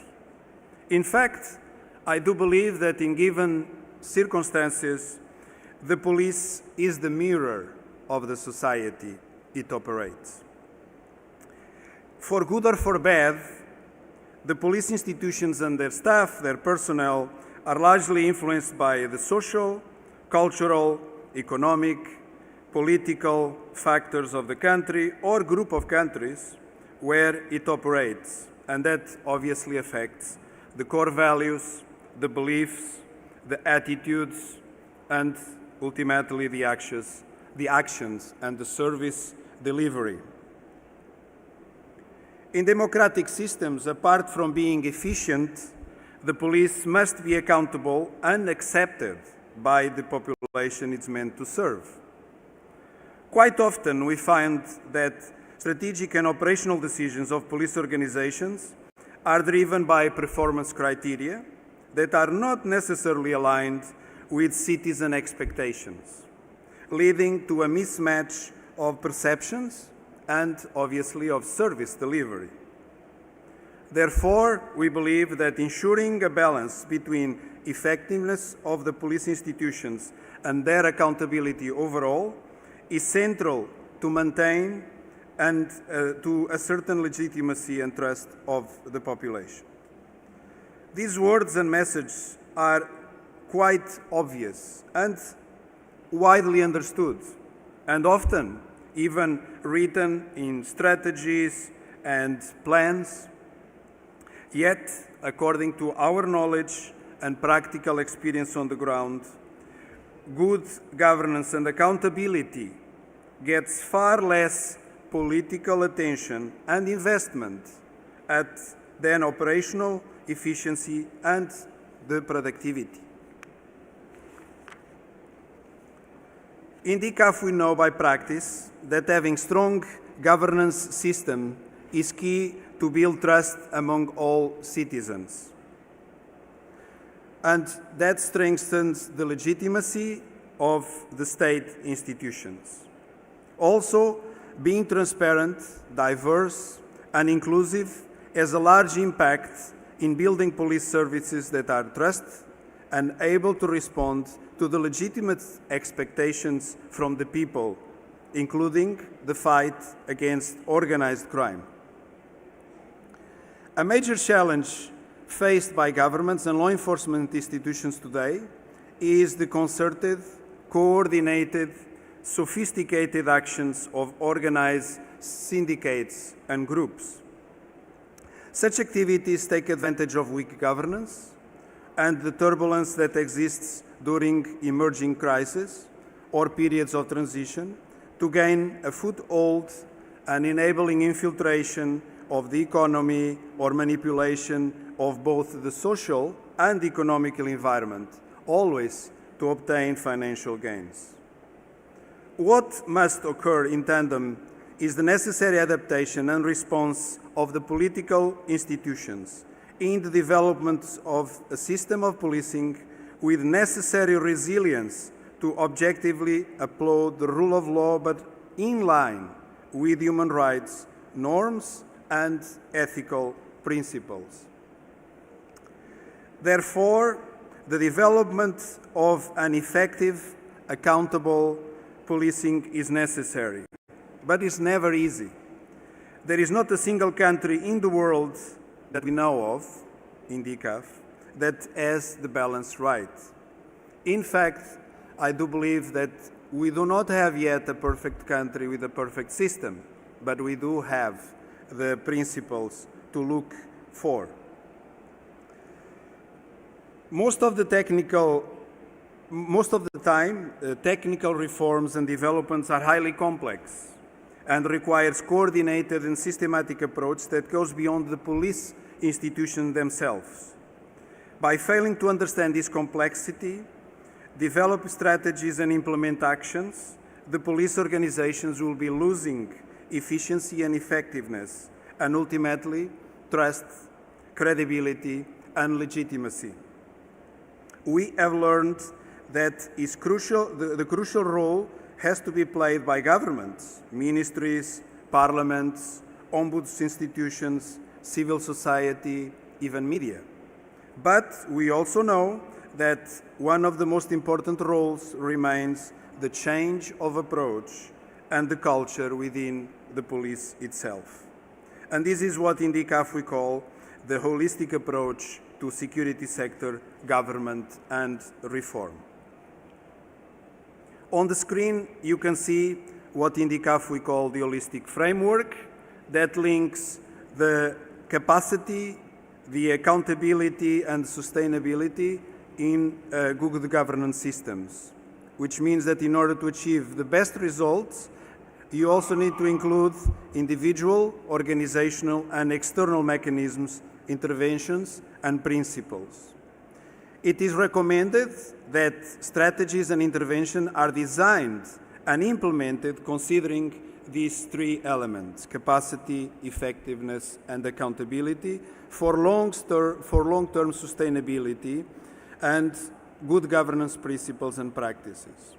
For example, to be capable and effective at the individual level, apart from the knowledge, the skills that an officer must acquire, also the organization must ensure to have proper functioning structures and resources, clear rules and mandates, among others. And those in time must be supported by robust national security strategies, effective management, and cooperation mechanisms at external levels. As we delve into the concept of accountability, I will give another example related to the importance of building integrity in the police organizations. Although there is no universal definition of integrity, for the purpose of this presentation, I will be using our own definition in DCAF. In DCAF, integrity is the principle of consistently behaving with accordance with ethical values. It's about acting in accordance with ethical values. Integrity includes actions that are performed by individuals that are based on ethics, human rights, honesty, professionalism, and others in performing their duties, including the fight against corruption and other law or ethical violations. That means that organizational integrity exists when police operates in line with the rule of law and with set of clear, defined procedures aligned with the ethical values. This includes the laws, the regulation, the SOPs, the standard operational procedures, codes of conduct or codes of deontology, also reward and discipline mechanisms, and above all, functional management systems. Organizational integrity is more than just preventing corruption or having a written code of conduct.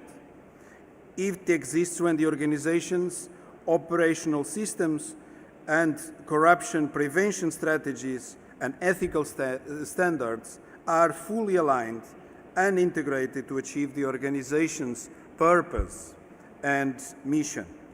It is important here to remind ourselves that if it's the case in most of organizations, integrity is never static. It always changes.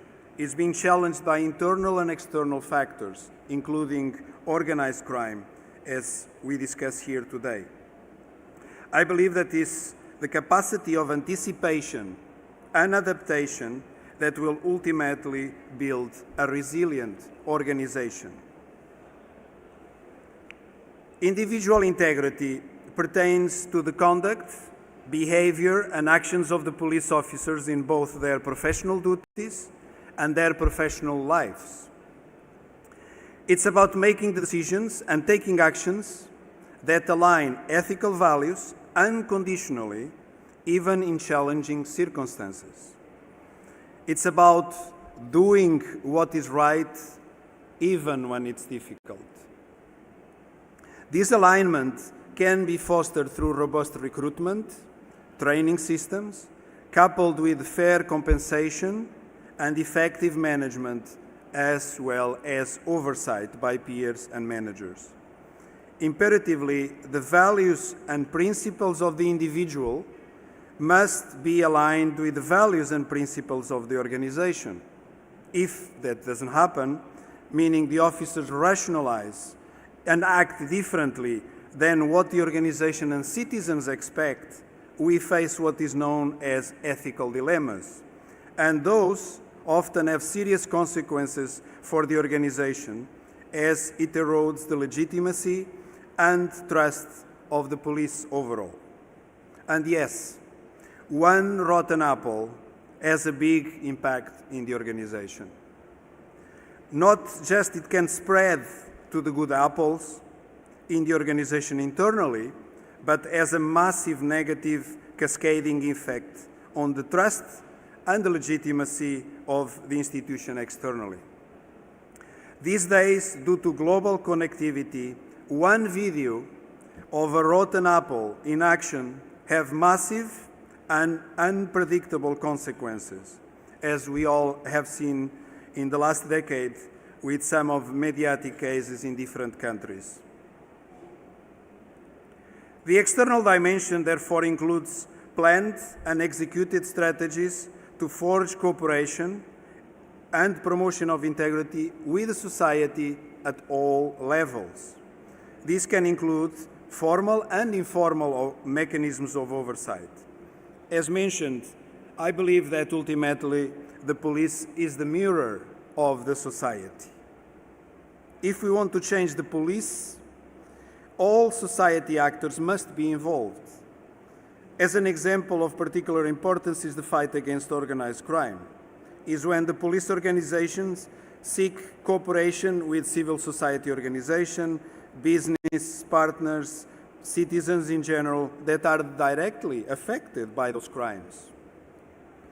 On this topic, my colleague Christina Hoyos, that is with us today, will have a presentation on practical examples of DCAF work in Latin America on the process of building and measuring confidence on the police and how to this institutionalization of policies and practices guarantee that police service and crime evidence helps the cooperation and builds the trust among the police institutions. If you are interested in this topic, I do encourage you to attend this session with Christina on Thursday.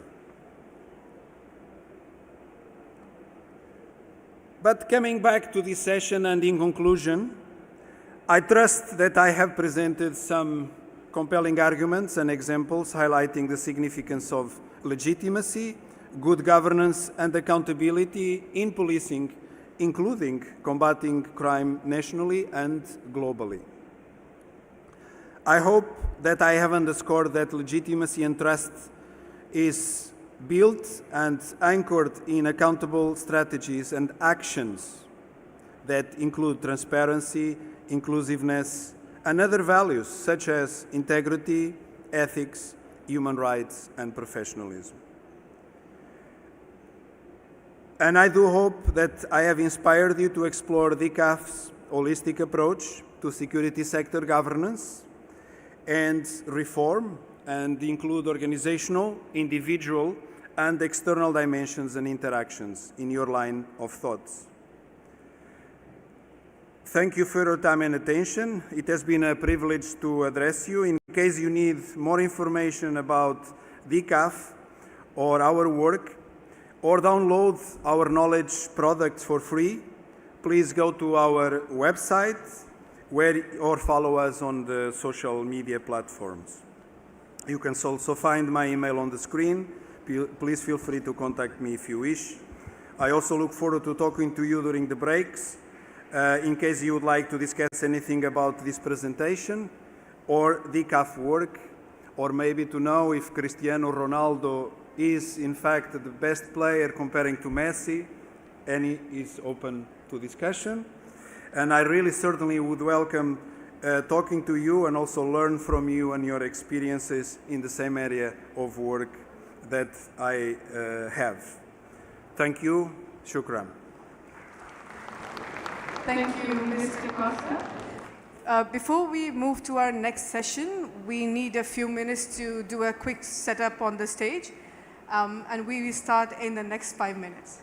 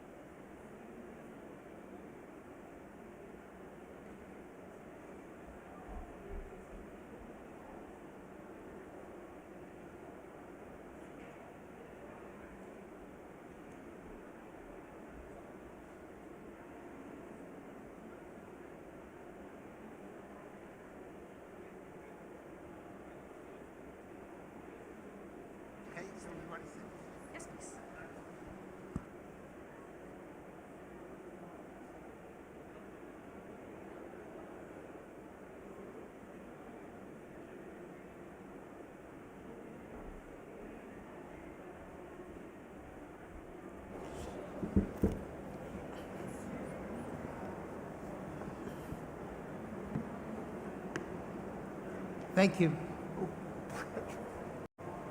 Sorry.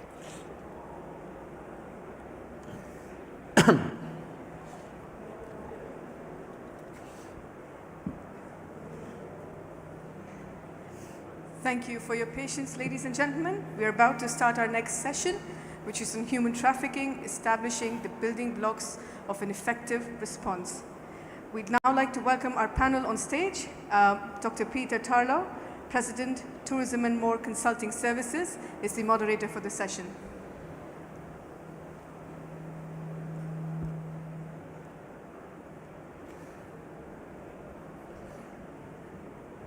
Good afternoon.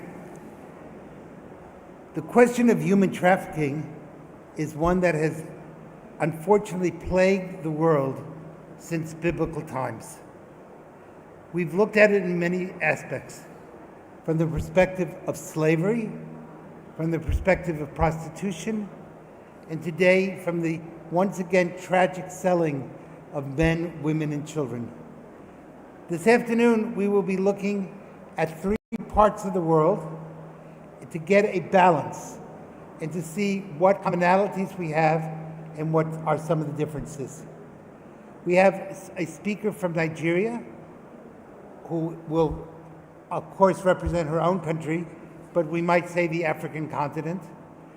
Someone from London, England, from the United Kingdom, representing the European side of the equation, and someone from the Philippines, who will be speaking about the question of how it impacts the Pacific Asian part of the world. So again, this gives us three very different perspectives. I'm currently writing a book on human trafficking from the American perspective, both the United States and that of Latin America, so the Western Hemisphere. So again, together we have Africa, Europe, and the Asian Pacific. That gives us three completely different aspects. So we're going to start with our first speaker, Fatima. She's a lawyer. She works in Nigeria. And I'm going to ask each person to speak about 7 minutes, and then we will open up for questions. So Fatima, would you be kind enough to tell us something about human trafficking and what are some of the key issues in Nigeria, or if you can, other African countries too? All right. Thank you, Peter, and good afternoon, everyone. Just to say that, like all other African countries, human trafficking in Nigeria is quite pervasive. And for the past 5 years, especially with the emergence of the COVID-19 pandemic, we've seen the crime of human trafficking evolve. So human traffickers now operate online as much as they operate offline. And this dimension has also forced us to revolutionize the way we tackle issues of human trafficking. In terms of trends and patterns, in Nigeria, we experience internal trafficking and also external trafficking. When we talk about internal trafficking, this is trafficking from one community to another and trafficking across state lines. Then, of course, external trafficking, which is trafficking across our borders. In 2022, we rescued and received about approximately 2,800 victims of human trafficking. And we were also able to convict 80 human traffickers. In 2023, which was last year, we rescued and received approximately 2,200 victims of human trafficking. And of course, we secured 67 convictions. And most times when I have conversations with people, one of the questions that come up is, where are Nigerians typically trafficked to? But a lot of human trafficking victims are trapped mostly within the West African corridor. So we say Togo, Mali, Ghana, Cote d'Ivoire, Burkina Faso, Senegal, the Gambia.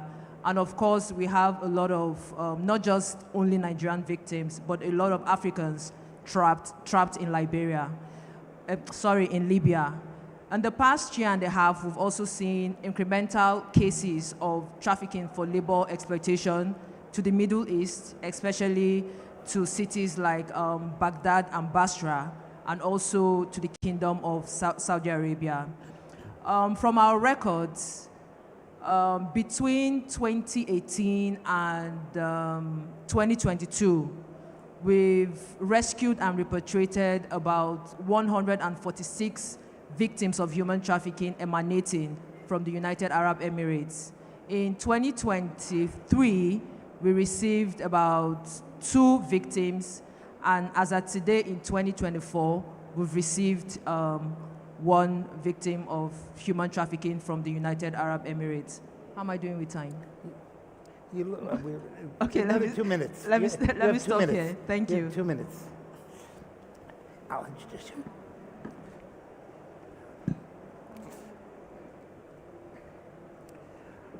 Our next speaker comes from the United Kingdom. She is a world expert when it comes to human trafficking. This is a copy of her book, Human Trafficking in Modern Slavery, Law and Practice. And I think one of the great tragedies of human trafficking is in the title when we have to speak about slavery, so many here in the 21st century. So Philippa, if you'd be kind enough to tell us a little bit about some of the issues of human trafficking in the United Kingdom. Thank you. So in the United Kingdom, we have a problem with domestic trafficking. So the highest nationality of people identified in the United Kingdom are British nationals. The trends that we're seeing in the UK are that we have individuals that are trafficked for forced criminality more than any type of exploitation. So we are utilising individuals in forced cannabis production, in forced robberies, in all types of crime. I've represented individuals that have been forced and compelled to commit numerous types of offences, from very minor offences all the way up to murder. That is a real challenge for law enforcement. How do we protect victims who are involved in the criminal justice system, who are forced into criminality? We see other types of criminality throughout the UK. We also see this in other pockets of the world. We're seeing organised crime groups linking up. So we see Vietnamese nationals trafficked through Europe into the UK. We're seeing all types of different trends of criminality. So we see Albanian gangs, we see Asian gangs operating in the United Kingdom. As well as forced criminality, we are seeing forced labour. As part of the UK's legislation, we are very much focusing on the corporate sector. So under our Modern Slavery Act, we are trying to force companies to look at their supply chains. Are they using forced labour? Are they doing the right due diligence? Modern slavery is on the rise. I don't think that we are seeing an increase in trafficking. I think that we are seeing an increase in identifying victims, which is why we have higher figures. I think we must do more, both domestically and throughout the world, to identify victims that are involved in forced criminality and exploitation. We've come a long way from the stereotypical types of exploitation, such as sexual exploitation. Many countries now acknowledge that individuals are involved in forced criminality as a part of their exploitation. Many women will go on from sexual exploitation to be forced into different types of criminality. And again, this causes law enforcement a real challenge in identifying what we call as alpha victims. So they're still under the control of their exploiters whilst controlling others. And that sort of victim-perpetrator paradigm and that dichotomy, again, causes a real issue for law enforcement in identifying and protecting individuals who are entering into the criminal justice system. I think one of the things with the UK's Modern Slavery Act is that we now have a statutory defence in law to protect victims who are involved in this type of exploitation, as well as focusing on companies to try and eradicate forced labour in their supply chains. I think we will always have human trafficking and modern slavery. I think the positive piece of legislation that's come from the UK is modern slavery compliance. So forcing the corporate sector to look at the due diligence that they do within their companies. What are they doing to train staff? Do they have clean supply chains? And again, other countries around the world have followed our legislation, such as Canada, the US, and Australia. So we do have a lot more globally to do to identify, and I think as frontline practitioners, law enforcement, lawyers, we are the people that come into contact with these individuals in the first instance, and it's very important that we are aware of the trafficking indicators and the way that individuals present to us. Traffickers will continue to evolve and adapt their modus operandi, and it's really on us to keep up with how these crime groups are adapting and operating, both in our own jurisdictions but also globally. Thank you. You have about another 3 minutes if you'd like to speak. Thank you. As well as forced criminality, we also see domestic servitude in the UK, and that, again, we see this in other countries. There's been a lot of test cases in the United Kingdom with diplomatic immunity and forced labour in the household. Modern slavery has a very large umbrella of types of exploitation, and again, it's very much educating ourselves to identify the different types of exploitation that we see within our jurisdictions and globally. Thank you. Thank you. Our third presenter, then afterwards we will be having a cross conversation and then open up the floor to questions, is my friend Rommel, who is from the Philippines. And I think he represents a part of the world which unfortunately was once summarized by the American ambassador, he was telling me, who said that many American tourists come to the Philippines particularly for the purpose of sex and sex trade. And unfortunately, I would like to say that's not true, but I think the ambassador's words were all too true. And so, Rommel, if you could speak a little bit about what's going on in the Philippines and also in the whole Eastern Asian world, because that's quite an important part of human trafficking. Thank you very much, Peter, and good afternoon to everybody. The problem of human trafficking in the Philippines cannot be separated from the global problem of human trafficking. And there's no doubt trafficking is a global problem with the increasing mobilization of persons in this new era of globalization, which is becoming more and more complex as a result of strong social media influences. Based on the most recent report of the United Nations Office on Drugs and Crimes, human trafficking is a modern form of slavery, as mentioned by Philippa. And this form of modern slavery occurs all over the world. And according to the UNODC, the most common form of human trafficking is sexual exploitation, representing 79%, whose victims are predominantly women and girls, but increasing number of men are occurring. Around 30% of the 155 countries which provided data on the gender of traffickers, women constitute biggest proportion of traffickers. In fact, women trafficking is the usual norm of trafficking in some parts of the world. Forced labor is the common form of human trafficking, representing 18% of the global figure. Admittedly, forced labor is less frequently detected and reported than trafficking for sexual exploitation. It is an inconvenient truth that almost 20% of all trafficking victims worldwide are children. In some parts of Africa and in the Mekong region and in Asia, children are the majority of trafficking victims. In fact, in some parts of West Africa, as mentioned by Fatima, up to 100% of trafficking victims are children. With implementation of the United Nations Protocol against trafficking in persons that entered into force in 2003, the world has demonstrated significant achievements in countering human trafficking after 2 decades. But there is no reason to be complacent, as the problem of human trafficking worldwide persists. We still need to increase the awareness of the global citizens about the need to sustain our fight against this problem. We need to inform our people that there's a global action line against human trafficking and make this action line more accessible to the marginalized sectors of our society most victimized by this crime against the humanity. My country, the Philippines, considers human trafficking as a national security and law enforcement concern, being a threat to the human security not only of people directly victimized by the menace, but also of their loved ones and neighbors. Around 100,000 Filipino children, mostly young girls, are being trafficked for prostitution and sexual slavery. Some overseas Filipino contract workers worldwide are also being victimized by human traffickers by forced laborers. Thus, the Philippine government, through its concerned law enforcement authorities, takes a strong countermeasure in order to combat human trafficking, not only in the country, but also in the region and even in the world at large. We believe that we cannot solve the problem of human trafficking in the Philippines without cooperating with our neighbors in Asia and with other law enforcement authorities all over the world. And I'm very happy that the Dubai Police Force is taking a strong action against this human trafficking, especially with your concept of smart policing. We also need smart policing to combat human trafficking, not only in the Philippines but also worldwide.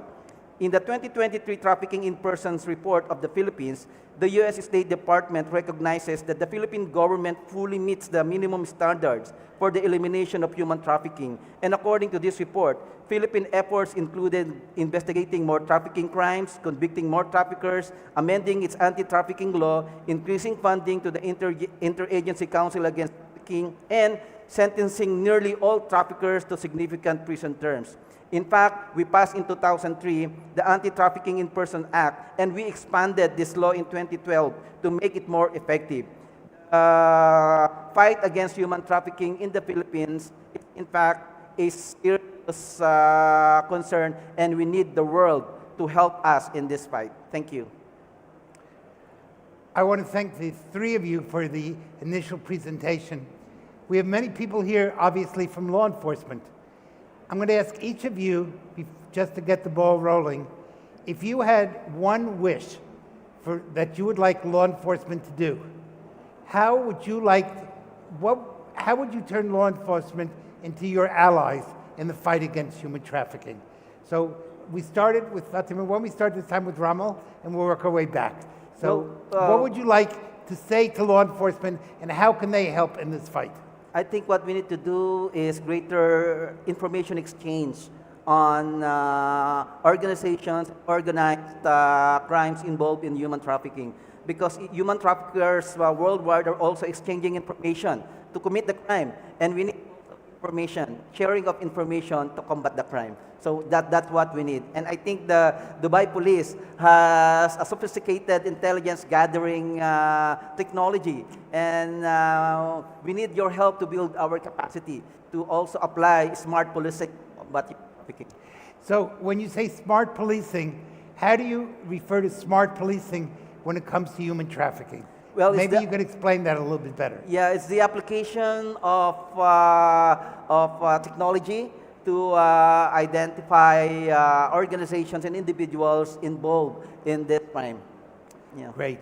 We'll come back to it. But Felipa, what would be your message to police, and how would you like police departments around the world to help you in your fight against human trafficking? I think there needs to be specialist training for law enforcement. As I've said, modern slavery takes different forms. It's not just sexual exploitation.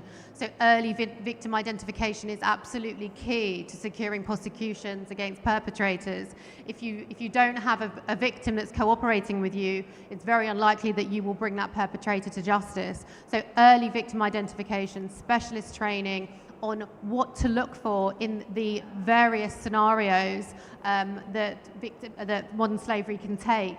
So whether that's a forced criminality setting, whether that's a domestic servitude setting, a sexual exploitation setting, knowing what to look for. Also staying live to how crime groups are adapting their modus operandi, sharing that information. Are the crime syndicates cooperating throughout different jurisdictions?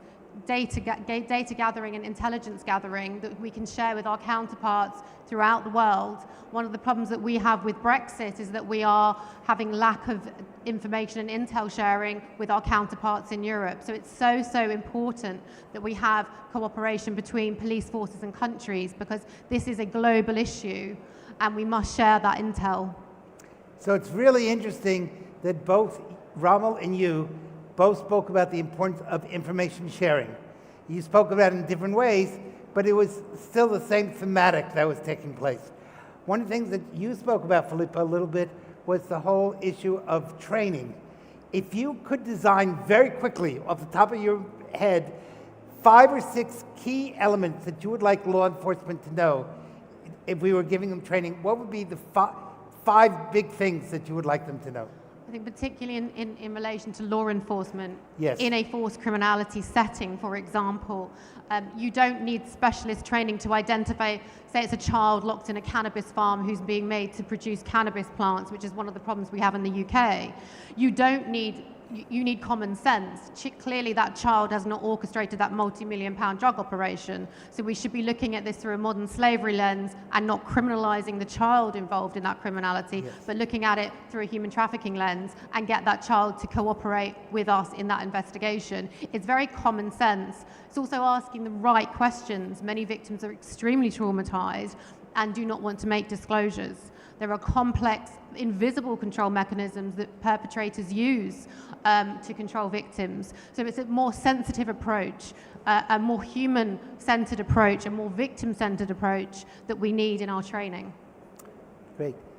Fatima, could you tell us a little bit from your perspective of if you could get law enforcement to do something, or what message would you give to law enforcement? Well, Philippa and Rommel took the best, which is information sharing. We really can't do anything without information sharing. But I would say also establishing bilateral agreements or sectoral memorandum of understanding between whether it's a centralized trafficking in persons agency or trafficking in persons unit. Because with this MOUs or bilateral agreements to prevent, suppress, and punish trafficking in persons, especially women and children, it will guide interventions.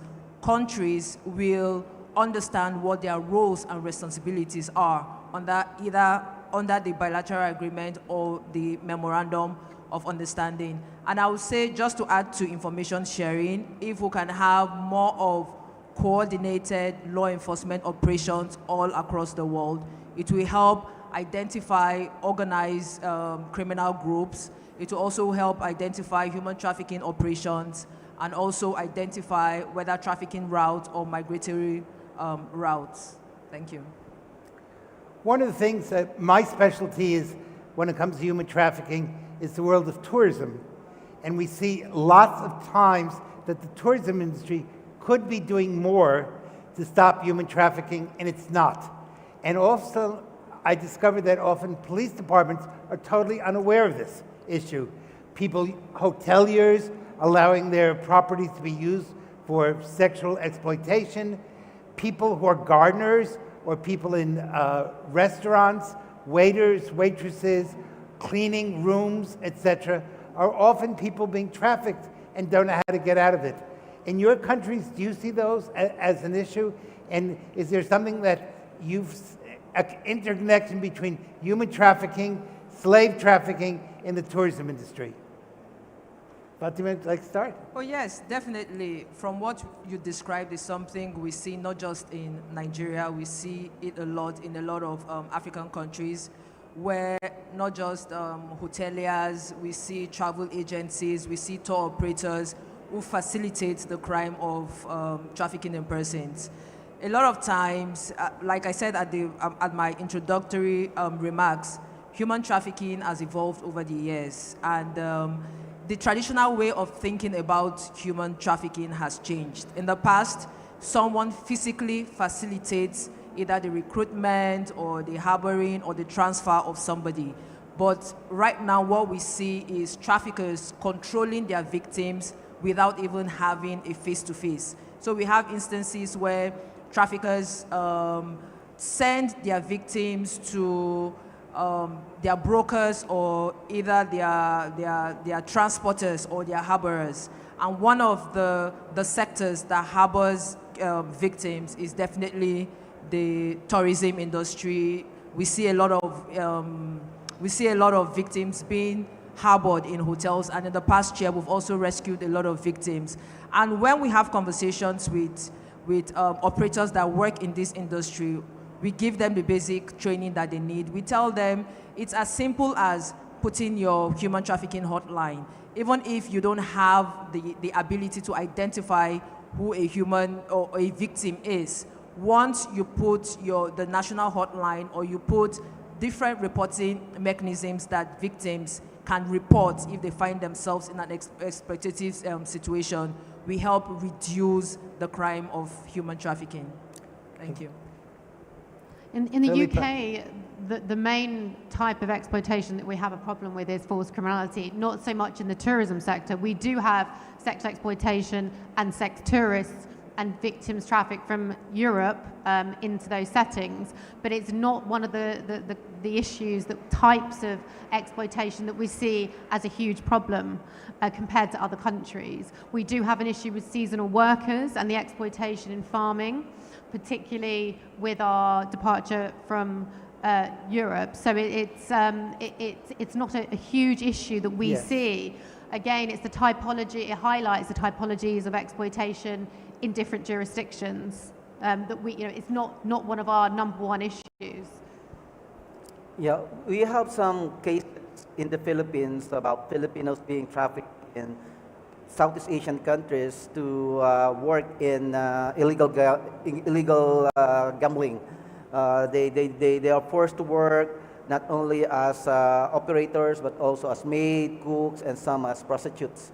So yeah, it's a serious problem, and it's a growing problem. Yeah. Yes. Yes.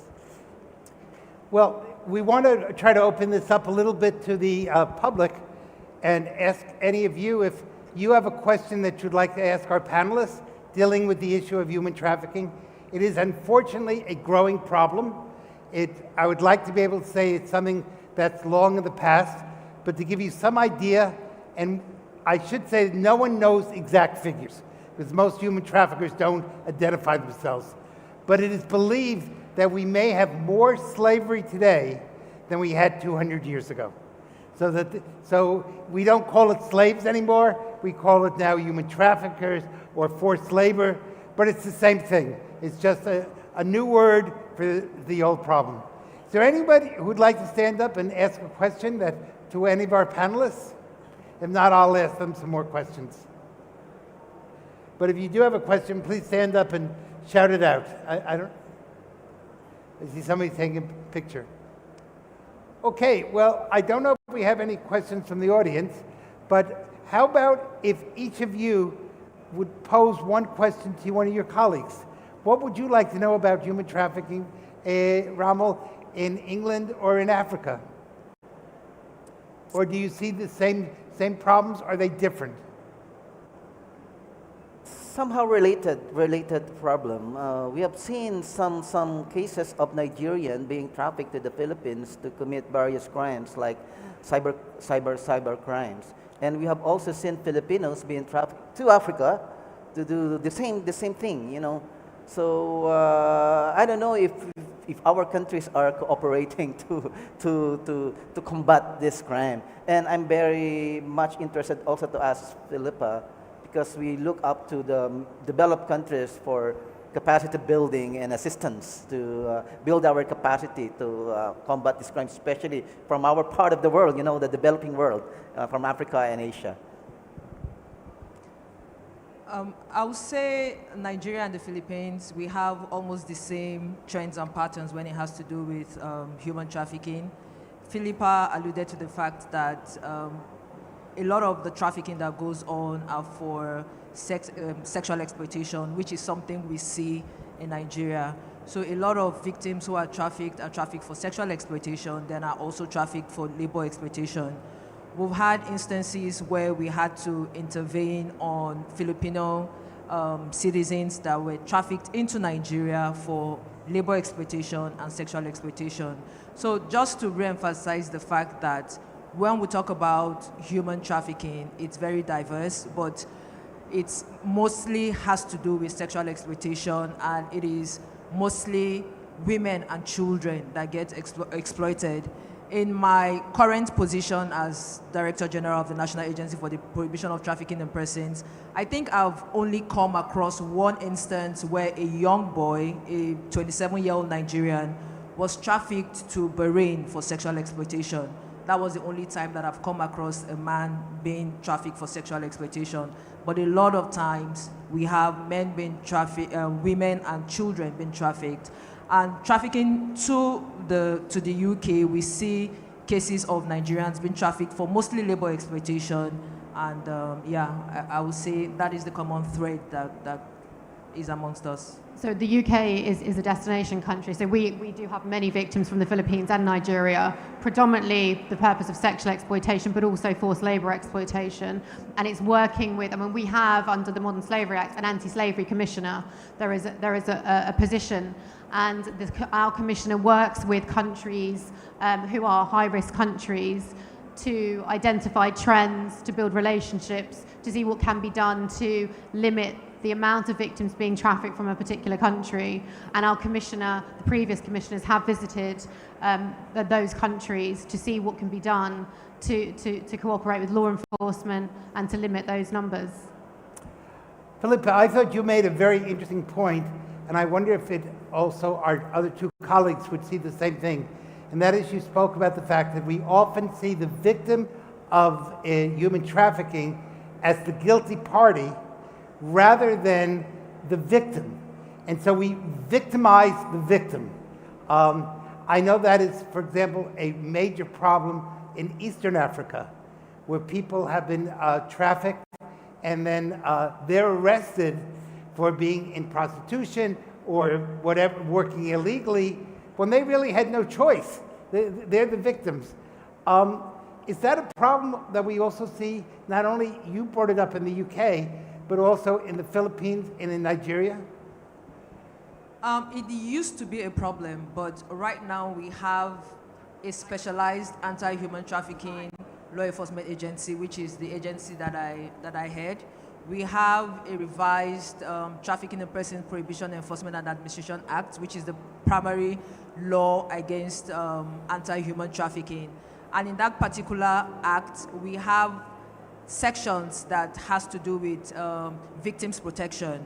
So, and it's a reminder to not just law enforcement that work in this space, but everybody to remember to treat victims as victims and not as criminals. Because we see a lot of times victims in either transit or destination countries are being tagged as criminals. I remember once a while ago, I was reading some news report on the internet, and it was described as the police arrested a 14-year-old prostitute. So just reading the headline alone, that 14-year-old child had been tagged a criminal. How about saying the police rescued a 14-year-old survivor of sexual exploitations? So these are minimally steps that we can take as individuals in terms of using survivors-centered approach to avoid victimizing the victim all over again. Ramal, do you have, how do you see this problem? Or is it a problem in the Philippines? Are people victimizing the victim? Or is there at least an understanding that this person is being forced into something against his or her will? Well, there's a difference between people being trafficked and people being smuggled. Being trafficked is that you have no, it's a forced thing. But being smuggled, that there is a consent to be sent abroad to work illegally. But the phenomenon of human trafficking is getting higher than smuggling because of the element of being forced to be trafficked. But what I would like to emphasize is to make it more popular to the world citizen, the global action line against human trafficking. And I would like to ask any one of you, do you know the global action line against human trafficking? You see? Do you know the global action line? Yes, I do. Of course, maybe some of us know the global action line, but I don't think everybody knows about the global action line. How about more for the ordinary citizens worldwide? They don't know the global action line. And we need to educate more the world about this global action line and make it work. I think that's really, and our session is almost coming to its end, but I think that it's really important that those of us who are working in human trafficking in whatever area really have good cooperation with police departments around the world, and that we work to sensitize police departments. One, we don't victimize the victim. Two, we understand it. Certainly, maybe not every citizen needs to know the global action line, but every police department should know it. And every police department should have maybe somebody in their department who's a specialist when it comes to trafficking. and is able to, when we discover this going on, that they're able to work. So I think the three of you, first of all, I personally want to thank you. Each one of you is in a different part of the world. From my part of the world, which is the Americas, to Africa, to Europe, to the Asian Pacific, what we see is that this is a worldwide phenomenon, and we can only solve it if we all work together. And I think all of us owe each of you a debt of gratitude for everything you're doing to make this world a better place. So Awesome. Thank you.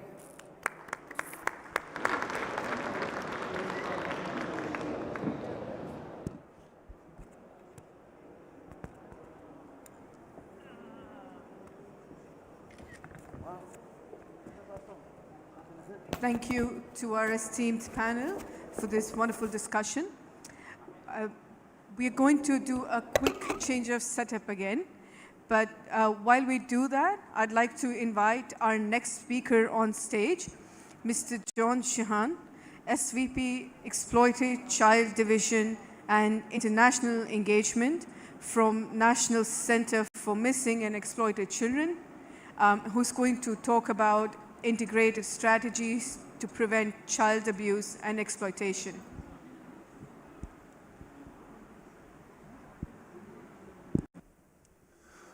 Thanks, and good afternoon, ladies and gentlemen. I'll probably go ahead and just kick things off while they're bringing up some slides and changing the room over just a little bit.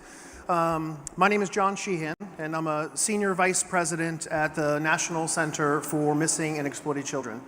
For the past 24 years, I have dedicated my career towards combating the sexual exploitation of children, and it's a real honor and privilege to be here today talking a little bit about what it is that we do and how we can collaborate with each and every one of you in this process. So maybe where I'll start, as we're still bringing up some slides and material, is a little background on our organization for those of you that have not had a chance to visit our headquarters or maybe has never heard of our organization. So we are a private nonprofit organization located in Alexandria, Virginia. We were born in 1984, so almost 40 years ago at this point, and we were born out of a national tragedy. There was a young boy by the name of Adam Walsh who was abducted from a local shopping mall while his mom was just a few aisles away doing some shopping in the same store. And it was his parents, John and Reve Walsh, that began to mobilize the local community. They started working with the police departments. They literally were printing posters and flyers from their garage, all in an effort to find their son, Adam. Well, it was determined about 10 days later, not only was Adam abducted, but he had been brutally murdered. And the Walshes, they channeled that pain and that anguish and became child advocates. They never wanted to have another family go through what they went through, never wanted another child to go through what Adam went through. And so NECMEC was created as a private nonprofit organization. Our mission is to help reunite families with missing children, to reduce child sexual exploitation, and to prevent child victimization. So we have about 400 employees, and again, just outside of Washington, D.C., and would be more than happy to host any of you at any point in time when you are in the area, give you a tour of the facility, and show you some of the ins and outs. So one of our premier programs is the cyber tip line. And that's one of the areas that I want to talk a little bit about. You'll see some metrics once we bring up some slides here in a minute, where the cyber tip line is a centralized reporting mechanism for individuals to report suspected child sexual exploitation. While the center was created in 1984, it was in 1998 that we stood up this centralized reporting mechanism as a means for the public to report suspected child sexual exploitation. And since that time, the number of leads have really skyrocketed and grown to epic proportions. You know, last year alone, we had 36 million reports that came into our tip line. And many of those reports are coming from members of the public, but also from the companies themselves. You know, there's a law in the United States 18 United States Code 2258 that requires electronic service providers in the US, when they're aware of child sexual abuse material on their platforms, they have to report it to our cyber tip line. And so many of these companies, they're global in nature, huge companies. And so when they report, you know, it really has turned NCMEC into this global clearinghouse of information where we are receiving it, providing it to law enforcement all around the world. Just one second.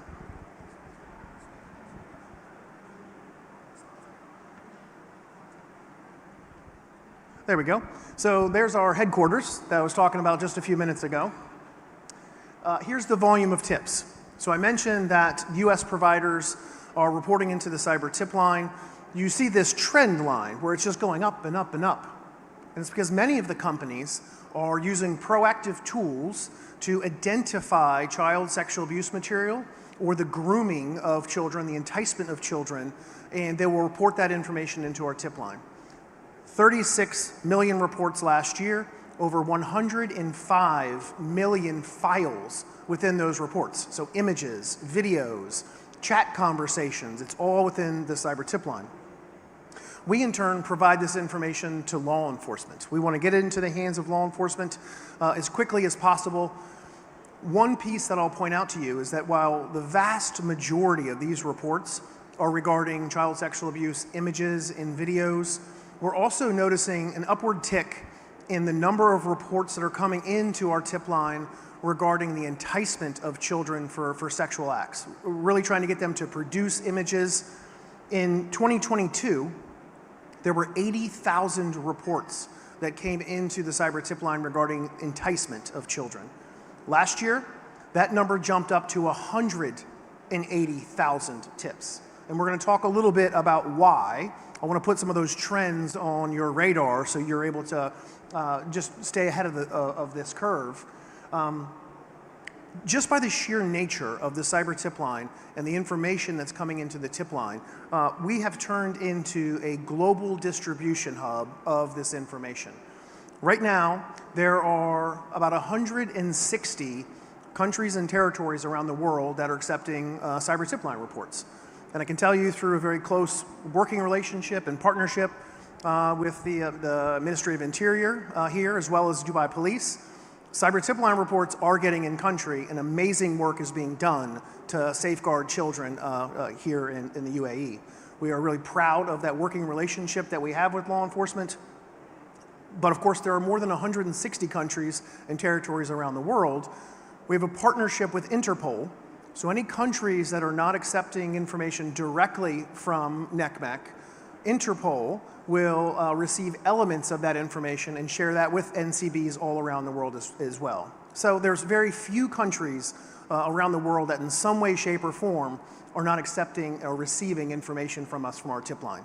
And while there are US companies predominantly reporting in, there are more than 100 companies in Europe that have access to report into the cyber tip line too. So it's growing and growing as this centralized information system, distribution hub, if you will, regarding child sexual exploitation. There isn't a larger database anywhere in the world when you think of what NCMEC's operating between the cyber tip line and our victim ID program in this type of work. With that much volume and information coming into the tip line, we have to use AI. We have to have the machines to help us process this type of work. It is physically impossible to hire enough staff to manually process these leads. You saw 36 million reports last year. The cyber tip line averages anywhere from 80,000 to 100,000 reports a day.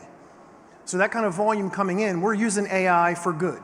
We are trying to break down if there are multiple reports related to a user or a child or files. So we're using AI to identify those unique identifiers and group reports together. You see on here we do file matching. You know, with 80,000 to 100,000 reports a day, you can have 10 times as many images and videos sometimes in that given period. We are using robust image matching technologies and artificial intelligence to cluster visually, or images that are visually unique together And so the staff only have to review those files once. They review that image or video one time, we put an assessment on that content, and we teach the system. So that way, in the future, when that same image comes in, the team doesn't have to look at it, so their mental health is safeguarded, and there's automation that automatically applies that label to the report, which gives law enforcement a much more robust report and information that makes it more actionable. So we're doing that process every day as it comes through, a lot of pre-processing. You see location prediction on here. I don't know what happened there. Well, you saw, it'll come back. But location prediction was on there as well. We use a number of identifiers in AI to help identify where in the world that report should go. Sorry. In some countries, IP addresses and data logging is very minimal. Let's take Germany, for example. The IP retention logs are about 2 weeks. So the amount of time that NCMEC could get a lead into our cyber tip line regarding someone uploading child sexual abuse in Germany, time is of the essence. So we're using artificial intelligence not only to reduce the amount of content we have to look at, but it's also helping us to determine where in the world that report needs to go. So every 15 minutes, our system's using AI for good to try and deliver that report to the proper law enforcement agency. So NCMEC, our organization, is not the cog in the wheel as far as making those referrals, and law enforcement can have it as quickly as possible and can investigate those leads. We use AI to help identify high-value reports. Let's say, for example, there's an image within the cyber tip line that has EXIF information. And within that EXIF, perhaps it tells you the date and time that content was created. If it was created within the past couple of days, a month ago, maybe that report with that image will help you lead to the producer of that file. Or what if there's GPS coordinates within that EXIF information? That's important information that you don't want to miss. You don't want to leave it to a human not to identify that piece of critical information. The system will highlight anytime there's critical pieces of information that may help lead to the recovery or apprehension of an offender, so nothing slips through the cracks. You know, I mentioned 160 countries and territories around the world accepting leads. It certainly is fair to say that we get a lot of reports, especially chat logs, that involve individuals that speak more than just English. We're using natural language processing and AI to help make sure that any reports that are in a foreign language, that we're not missing that critical piece of information that either escalates that a child's life is in danger or needs help, or it may lead to a jurisdiction or a value to law enforcement. So natural language processing is a part of this too. Now, that's some of the areas that we're using and seeing artificial intelligence for good. I'm willing to bet that some of you have been tracking or at least listening to some of the challenges related to generative AI and the developments and where some of that's going. You know, I mentioned 36 million reports last year. A very small proportion of them are regarding generative AI as it relates to child sexual abuse material. We are literally seeing reports coming through right now from a couple different sources. One, the generative AI companies themselves. So companies like OpenAI or BashTech. If someone's abusing their terms of service for generative AI, trying to create CSAM, they're reporting it proactively into the cyber tip line. You're also getting reports from other companies, the Metas, the Googles of the world, that are starting to see generative AI CSAM content flowing through their network. They weren't part of where it was created, but they identified it and they're reporting it and flagging it into the cyber tip line. And then finally, members of the public. You know, when you think of the war, the battle against child sexual abuse material, the cyber tip line in many ways is the tip of the spear. Because of the type of information that comes in from either the members of the public or from the companies themselves, the latest trend or issue that's out there, the cyber tip line is the first to see it and capture that information. So we're getting reports from members of the public predominantly around the types of generative AI tools that allow you to take a fully clothed image and turn it into a pornographic image. We're seeing a lot of youth that are using that against classmates and even some of the financial sextortion cases. So a couple different ways we're getting reports, and the types of reports are typically in 3 or 4 different buckets. One, is individuals who are uploading known images of child sexual abuse material into these types of platforms to try and create more content. You might ask yourself, why would they do that? Well, you have offenders who are collecting child sexual abuse material. They want to have every single image or video related to a known victim. They want that entire catalog, the series of images. But then they want more than that. They want to try and extend that image, or they want to try and make that minor look a little bit older in new sex acts.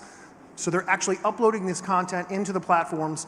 The platforms are identifying it and reporting it into the cyber tip line. The second would be text-to-image prompts. So where they're actually requesting, typing out that they would like an underage minor engaged in specific sex acts. The types of texts and prompts that these individuals are doing, that they're so graphic, I couldn't even put it onto the screen if I wanted to. We'd have to sanitize it. In fact, our data science team that's doing a lot of the natural language processing, they actually had reached out to us, the managers of these programs, and they needed mental health and safeguard services. You know the saying that the book is better than the movie? Well, in the case that I'm talking about, these data science staff have never seen an image or video of child sexual abuse, but they've read the descriptions of what people are asking for to be created. So in their minds, they're creating these images, and they needed mental health and well-being practices. We had to safeguard them because it's just that graphic of what offenders are trying to get the machines to do. Thankfully, the companies that are reporting to us have safeguards in place that are preventing that type of content from being created, but not every generative AI platform out there are taking these types of steps. And then finally, the third, and I highlighted it a minute ago, is that we're seeing a lot of cases involved with platforms that will allow you to upload a clothed image and it gets turned into a pornographic image. We're seeing that where youth are certainly doing that against other classmates. So when you think of prevention and education, getting out on the front end and talking in the schools about these technologies and the appropriate uses, it's very, very important, because I can tell you there have been a lot of angry moms and dads that have called in after they've made a report about something like this. They've done everything right. They've talked to their youth about being safe online, not having too much information out there, and then something like this happens. Someone takes an image, creates it, and puts it into the wild. In many of these images now that are coming in and being reported, it's indistinguishable. If you look at this content, it's gotten so much better than the extra digit or a little bit off, you can't tell the difference between a real child sexual abuse image compared to what some of these tools are creating. So the technology is there, it's now out of the gate. So those are the kind of areas that we're seeing. I'll shift gears and flag another major concern that we have, which is related to young males, predominantly young boys who are being targeted to create a sexually explicit image. When they create that image, they are very quickly blackmailed for financial payment. Now, this is a lot of organized crime. You heard from the previous panel. A lot of that's happening with organized crime in Nigeria, the Ivory Coast. And so we started to raise the alarm bells. You see down in the bottom left-hand corner, that's when NCMEC first started to see these cases. And we raised awareness to it, really started putting out public service announcements, started educating the companies and law enforcement to what was going on. And then you see the numbers just continue to rise and rise and rise. And you might wonder, how did that happen? Well, when I mentioned that the cyber tip line is at the tip of the spear, I wasn't kidding. We were one of the first organizations to see this trend, and we started educating the companies as to what we were seeing. These profile pictures that you see here, that was just our team noticing over and over again the same pattern, where the young boys that were being enticed, when you looked at who they were getting friend requests from that initiated it, it was an individual with these pictures. And what happened is this woman actually at one point started posting online that if you're coming across her account on Snap, Facebook, Instagram, it's not her. The only place that she was on Twitter. These were the images that were used. We actually shared these images, non-pornographic, with companies like Meta and Snap. They started doing some of their due diligence and shut down tens of thousands of fictitious accounts that were being set up in countries like Nigeria and the Ivory Coast. Now, We certainly know that offenders are just going to change their model. They'll stop using these and move on to others. But the reality is that these cases, we know of almost 24 in North America where young boys have taken their own lives. We need to get ahead of this, right? Law enforcement are going to work with foreign law enforcement all around the world to try and root out the commercial aspect to this. But in between, we have to do everything we can to disrupt this activity. That's educating and preventing to youth, making them aware of this activity, educating the companies, and arming law enforcement with the information that they need to make the arrest. I mentioned using natural language processing. What you're seeing on the screen here are actual chat conversations. This is the offenders talking to the minors. I don't care that I'll make your life miserable. I have everything I need to destroy your life. I will tell your family you raped a 4-year-old little girl. We're seeing these cases go so quickly, where young boys are engaging in risky behavior, they're producing a sexually explicit image, sending it back to who they think is that attractive female, and it very quickly turns into pay me or else. Pay me or else. And they don't know what to do. Most of the time, they're asking for dollar amounts around $500. I don't know about you, but how many 12, 13-year-old boys do you know that have $500? And in some cases, when they pay, they just ask for more money. So we're really trying to get ahead of this through prevention and outreach, while law enforcement's working the bigger cases to end the financial aspects to it. Here's one example. We won't have enough time to go through the actual case, but I wanted to highlight to you at the top, that is the actual language provided by the company at the time they made this report. So a 23-year-old male appears to be using numerous accounts to entice at least 28 male minors between the age of 13 and 17. And it goes on and on. Down at the bottom, that is the actual text from the report where the offender is talking to the minor, saying, I have everything I need to ruin your life. I will send out your nudes to everyone. I will make you go viral. It's all about the money, right? They're very quickly moving on. Most of the time, they're not looking to distribute the money. They're looking to get paid, or not looking to distribute the imagery. They're looking to get paid. And you can see victims all around the world. And we're making that one cyber tip line report available to dozens upon dozens of law enforcement agencies, not only so they can investigate the individual, but they can also safeguard these minors. Because like I said, we know of more than 24 who have already committed suicide, and that's just one is far too many for cases like this. But what I want to leave you with, because I'm just about at the tail end of my time here, is there is something that all of us can do to help youth, right? There's the investigative process, there's working with the companies, there's clearinghouses like ours. You know, about 2 years ago, we launched a brand new service called Take It Down. And this program was built specifically for minors who may have created a nude or sexually inappropriate image. More often than not, they have it on their phone or someone else has it on their device. They can go to Take It Down. They have the ability to hash, do a digital fingerprint of that image that's on their phone. They can transmit the hash value into our organization through the Take It Down program, and we in turn will provide it to the companies who can proactively look, identify it, and remove it from their platforms. All the big providers like Snap and Instagram, some of the adult industry, whether it's OnlyFans or MindGeek, the Pornhubs of the world, they're taking these hash lists. So where you think of revenge porn and the areas where this type of content could be posted, whether it's a financial sextortion, this resource helps minors. And I share this here because the site is already translated into about 26, 27 different languages, and the goal is to make this universal. When someone reports in to Take It Down, we don't capture any PII. So we don't know anything about the youth. They can be totally anonymous and use this service. It is translated into Arabic, and there's more languages coming in the weeks upon weeks. So while there's a lot of work to do in the world of combating child sexual exploitation, we all have a role to play. Each one of you probably have children of your own, or you're an aunt or an uncle or someone along those lines. This is a resource for when things go wrong, so please keep that in mind. At the National Center for Missing and Exploited Children, we believe that every child deserves a safe childhood, and it takes all of us. It takes the entire village to make that happen. So ladies and gentlemen, thank you very much for your time. Thank you, Mr. Shahan. We are now going to move on to our next discussion on modernization of correctional facility. We're going to need a few minutes for a quick change of setup, and we will start in the next 5 minutes. Thank you.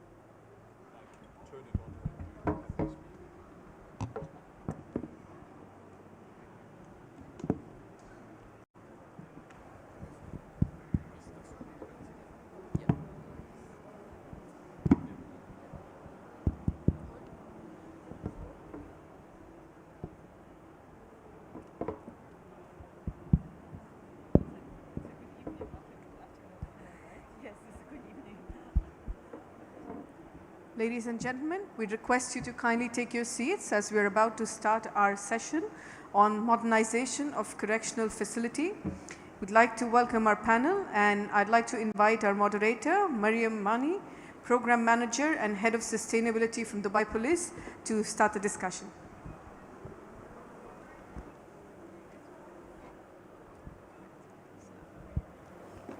Good evening, everyone. I hope my voice is clear for everybody. My name is Mariam Mani, and I've been with Dubai Police for 7 years. I'm actually celebrating my 7th year now. And I'm happy to be a moderator for this session to speak about modernization of correctional institutions and their role in sustainable development of cities and countries. I'm very blessed here to be represented by an international presence starting with Her Excellency Shi Young Lee from the Singaporean government. We have also Mr. Peter Severine from the ICPA, the International Corrections and Prisons Association. We have our very own Lieutenant Nof Al-Hamadi from Correction Institutions. She's the head of the Director General's office. And last but not least, we have Dr. Guy Ainsley from the University of Oxford, the #1 university in the world for the past 7 years. Happy to have you all here, and I have so many questions for all of you. And I hope we were able to answer all of these questions meticulously. Starting with Young Lee, we hear a lot about the Singaporean government and the best practices that you have across the world. I'd be happy to understand what sort of best practices you have in the prisons and what are you looking at improvising for modernization? Thank you for that question. I think I would first like to thank all of you for giving me this opportunity to share about the Singapore Prison Service. Maybe I would like to frame this answer of what are the strategies for a modern correctional service in 3 areas. Modernization in terms of the hardware, and modernization in terms of the software, and modernization in terms of the hardware. By hardware, modernization hardware, I'm referring to not just infrastructure, but also technology modernization. How do we do modernization initiatives looking at building institutions with security designed, as well as how can we implement technology within the correctional institutions to increase effectiveness and efficiency, not just for security, but rehabilitation. And in terms of the software, some of you might be thinking is the technology, but actually software, I'm referring to the evidence-informed correctional practices. A modern correctional service must have evidence-informed practices that work, and how that comes about is really through learning from other countries, adapting it to your local context, and then doing research to see whether it works and then improving it. And I think that's a constant endeavor for a modern correctional service, to always be looking at how can I do better, and be it in terms of correctional programs and in terms of the policies. And then finally, hardware. Hardware refers really to the staff of the correctional service. And in the case of Singapore, it's actually our captains of lives. We call our correctional officers also captains of lives, because we're entrusted with the responsibility of not only safe and secure custody, but steering inmates towards positive change. And I think that's the part of the work that is more important, how to prevent reoffending and create a safer community for all. So in terms of hardware modernization, is really about staff training, building the capabilities of the staff, mental resilience, because the work we do is very tough, as well as creating a culture that continues to support transformation. So that's briefly what I would say about modernization of correctional services. Thank you very much, Mr. Peter. Happy to have you here. Peter is the president of the ICPA and has been working with Dubai Police for quite a long time now to establish conferences and research in the vicinity. Peter, would you be able to tell us the ICPA experience when it comes to modernization, and how do you advocate for it? How do you support individuals and organizations in achieving it? Thank you.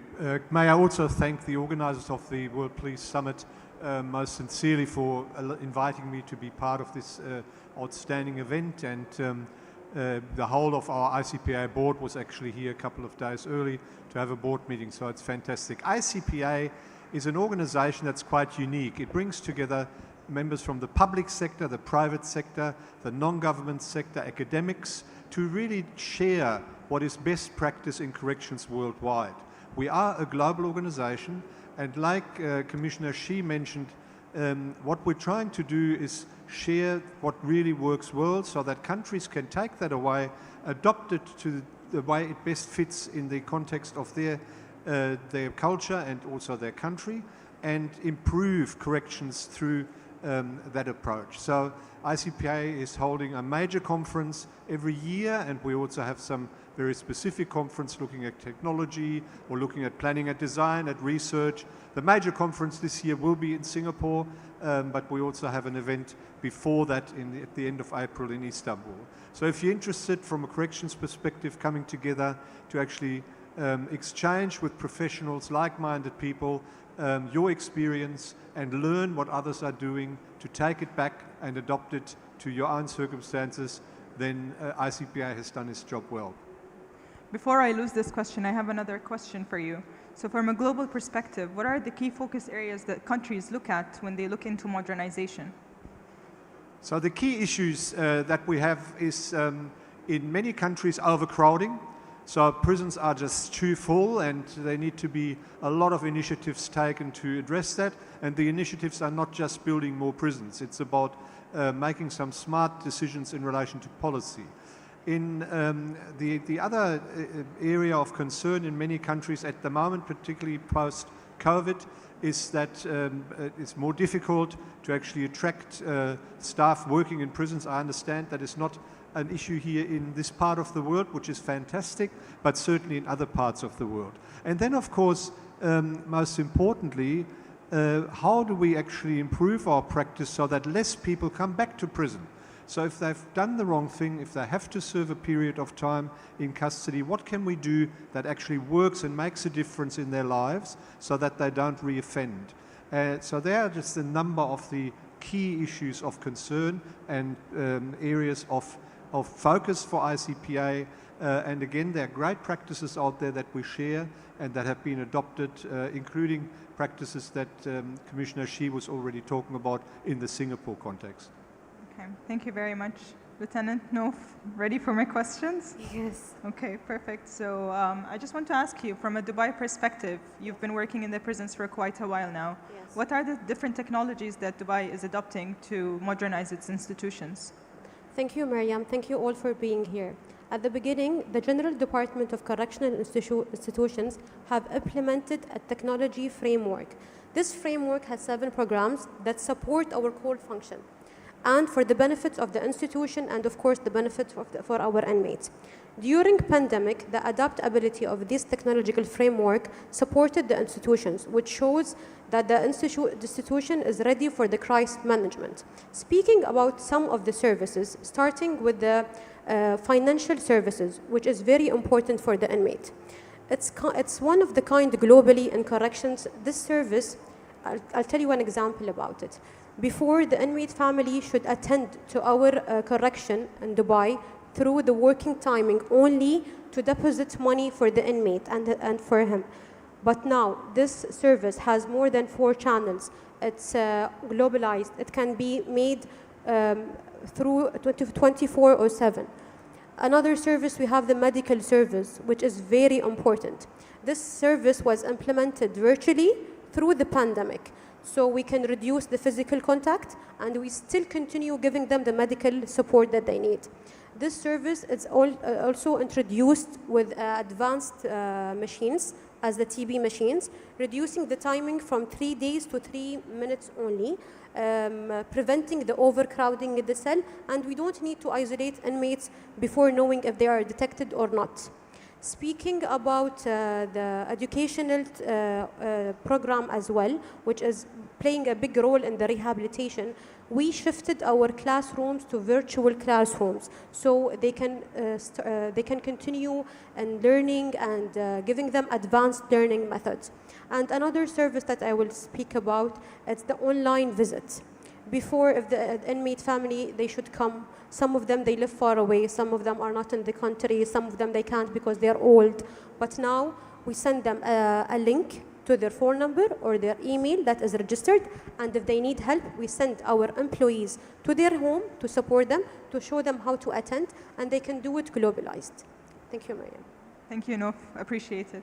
Dr. Guy, I understand you're from the University of Oxford, and it's a very well-known and one of the oldest universities and the largest universities in the world. If you can tap into your role in the university in terms of major programs and we would be interested to also learn from an academic perspective and a research perspective, how does the correctional institutions can be modernized, and from a project management perspective, is this something that is achievable? Because we're here with a set of practitioners who are on the day job, but we don't understand or we don't have insights on the academic perspective. Happy to hear from you. Okay, thank you very much indeed for the question, and again, thank you for inviting us. I think there's a couple of things that are very specific to correctional facilities and prison design and build, and the most obvious is the really complex stakeholders. People are very interested in the fact that a prison or a correctional facility will be in their neighbourhood. So everybody's very interested in it to the point that they're going to have an opinion and they're going to express that opinion. So whether it's the taxpayer, whether it's local residents, whoever, the complexity of stakeholders is very high, and that creates lots of problems. There's always a very fine balancing act with correctional facilities between the perception that they are too good, i.e. too much of an easy place to be or a nice place to be, versus the perception that they should be there for correction and for punishment and security. So there's a very fine balancing act. From a project perspective, they're often seen as a one-off project. In the work we do at Oxford and in general in major project management, one-off projects are very hard to do because you don't always have the benefit of prior learning. So very often society wants to build just enough capacity for a correctional facility to meet their current demand rather than planning ahead. And that makes it quite hard to treat these as a series of projects and programs as opposed to just one-offs. And the one-off ones are the ones where you don't get lots of learning from the prior construction. Another big issue is the availability of infrastructure that goes around a correctional facility. An example of that would be transport. If you build a correctional facility that's away from the centre of population, it ceases to serve many of the people in that population, particularly, for example, the families of inmates. The families have got every right to visit, and if you build the correctional facility too far away from them, then you're effectively creating a sort of secondary punishment, if you like, for the families having to move to where the correctional facility is to visit the inmates. So the complexity of building correctional facilities is very, very high, and it faces a societal and a political barrier for being too good, if you like, or being too convenient. It's not like building a hospital or an airport. It's a very unique type of construction. So those are the sort of main issues and reasons as to why that they are unique in the program and project management world. Do you think they're achievable? They are achievable, and there's been lots of very good facilities built. But I would come back to the point that if you build them as one-offs, then you don't get the benefit of prior learning and experience. So there's a really good example in the UK currently where there's been 4 prisons that have been built together, or not together, but at the same time.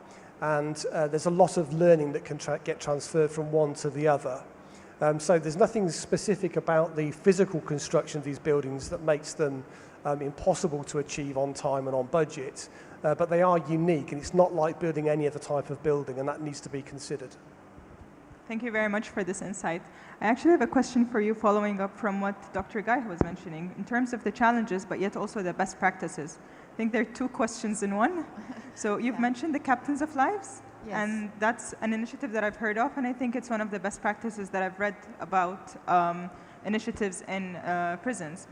Could you give us more details about it, and could you also tell us about the challenges? Yes, I thought maybe I'll frame the challenges in response to what my fellow panel speakers have talked about. Yeah. So Peter mentioned about overcrowding being one of the challenges facing many countries. Actually, from Singapore's experience, we were at one stage also severely overcrowded. We had 18,000 inmates. But today, we only have about 10,700 people under our custody. And how did we reduce that population? Was really through what I've just mentioned about Captains of Lives, about the heart. Of course, we had to build a purpose-built prison with technology and with good infrastructure. But the important thing that Peter also mentioned was, how do we stop people from coming back again, and not that revolving door? So I think prisons around the world may be very good at keeping people in, but actually we should be asking ourselves, how can we keep our people out, continue to be out, prevent reoffending, and even preventing the future generations of to-be criminals moving upstream. So I think that's what excites my officers, captains of lives. So over the years, we have moved beyond just looking at doing work inside prison, but also doing work outside of prison, supervising released prisoners safely in the community, using technology, expanding the officer's role, because I think that's the smart way of corrections, keeping people out of prisons. That's how I would frame the challenges and what we have done. And I think from the Dubai's experience of using technology, our experience is really technology is that false multiplier, because Singapore is a very small city-state, lack of land and human resources are very tight. So really the use of technology is very important. But as we use technology, I think we need to also not just automate, but elevate our officers' work. Remove that mundane security-related kind of work and help our officers do value-added work like corrections, changing people's lives, working with the community, and which then goes to what Prof. Guy was talking about. How is the community responding, right, to the built-up of prisons? Do members of public accept fellow citizens when they leave prisons? How do we remove the stigma? How do we prevent reoffending? And that really is also the role of a correctional service, to be more, to engage with the public, to share with them what's happening inside prisons, to humanize our inmates, our officers, increase public confidence, so that when the ex-offender leaves prisons, there is greater community support, not just for the building of prisons, but welcoming ex-offenders when they come back into the community. Just to build on the last point you've mentioned, because we received this question earlier, do you stay in touch with the prisoners once they leave? My officers do, yeah. So in fact, we have created something called a desister network. By the way, desister sounds, just in case you're wondering what desister, it just means an ex-offender who has desisted from crime and drugs for some time. So we've set up this desister network. We encourage desisters to come and meet together, and we also bring desisters into prison to share their life-changing stories. We see how we can support them, but really desisters are not just people who have benefited, but they can actually contribute. So my officers and I do keep in contact. We supervise them in the community, and even after they finish their supervision, we see how we can continue to tap on their expertise to help us in our work. That's awesome. In the ICPA, do you benefit from programs such as the Desisters program? Do you have opportunities where you collaborate with governments to support other governments in establishing initiatives and programs as such? Do you have examples of these initiatives? Yeah, we don't directly deal with governments unless they invite us to. Yeah. But we are providing good policy support to commissioners and people in charge of corrective services, so that they can actually argue for policy change or resource increases based on evidence. And it's all about evidence. It's where has it actually proven to be successful and to be something that can change and over time reduce the cost, both social and economic, to the country. So ICPA that wouldn't directly lobby individual governments unless the government invites us to work with them, but we would provide all the relevant information that is available to the people that are responsible for corrective services in a particular country. And has this sparked an opportunity where you've realized benefits with individuals or organizations in general? Yes, so we have quite an extensive range of partnerships. We work closely with the UNODC, that's the United Nations Office on Drugs and Crimes, with the International Committee of the Red Cross. We're working with regional correction-specific organizations like the American Correctional Association, that also has some involvement here in Dubai. we're working with organizations like that across the globe, because corrections is, while it exists everywhere, it is actually not a significantly big industry, as I might want to call it. There are not too many ways of how to actually manage a good system. And capitalizing by working together closely with many other organizations is actually another very important factor in the way that we're trying to improve corrective services wherever that is possible. Okay, thank you very much. Nof, you spoke about technologies earlier and the different types of technologies that you've deployed in Dubai Police. What are the benefits that you've realized from these technologies? What is the added value to the corrections or to the city of Dubai? Actually, Miriam, for over 3 years, and after implementing the technology in our department, we demonstrated that digitalization can lead to ethical improvement and to achieving results. Speaking about my department, we have 0 errors in the prosecution services. We have a 100% success rate in preventing inmates escaping. We have a percentage of 97.4 of the inmate satisfaction and happiness in our institutions. It didn't stop only on the inmates. On our employee welfare, we have in 2023, 98.4 is the happiness survey of our employees as well. So this is some of the benefits of the added value and the technology in our administrations. And just to tap more into this, with these added values in mind, do you have any future plans? We do have future plans, and one of them was achieved this March. We operated our secure system to an AI-driven system. This system, it's a tracking, accounting, maintaining behavior for the inmates while respecting the inmate privacy. So it's a new secure system, but of course we respect the inmate privacy. And we have a sustainable infrastructure system that can lead to a better environment, decreasing the carbon, and we're working on it, inshallah. Okay, thank you very much. Coming to you, Guy, what would be the best benchmarks that we could look at from a global perspective that could be deployed either in Singaporean government or in Dubai or across the world? I think the big challenge with benchmarks is that they somehow fall into a political realm, and avoiding corrections and just criminal justice in general being a political football. Society has to decide for the long term what it wants the correctional facility to be about, what its role is in society, and then build benchmarks from that perspective and to stick with them in the long term. So, for example, if you are trying to minimize reoffending, which is obviously probably the most impactful after direct security, those are the sorts of things that should not be changed or moved depending upon the political environment at the time. So the benchmarks have to fit in with what society wants the role of the correctional facility to be. And that will vary because some countries have different views of what the role is. Some countries naturally have higher prison populations as a percentage. Some countries have different attitudes towards drugs, towards various other types of crimes. So there won't always be a sort of a uniform benchmark.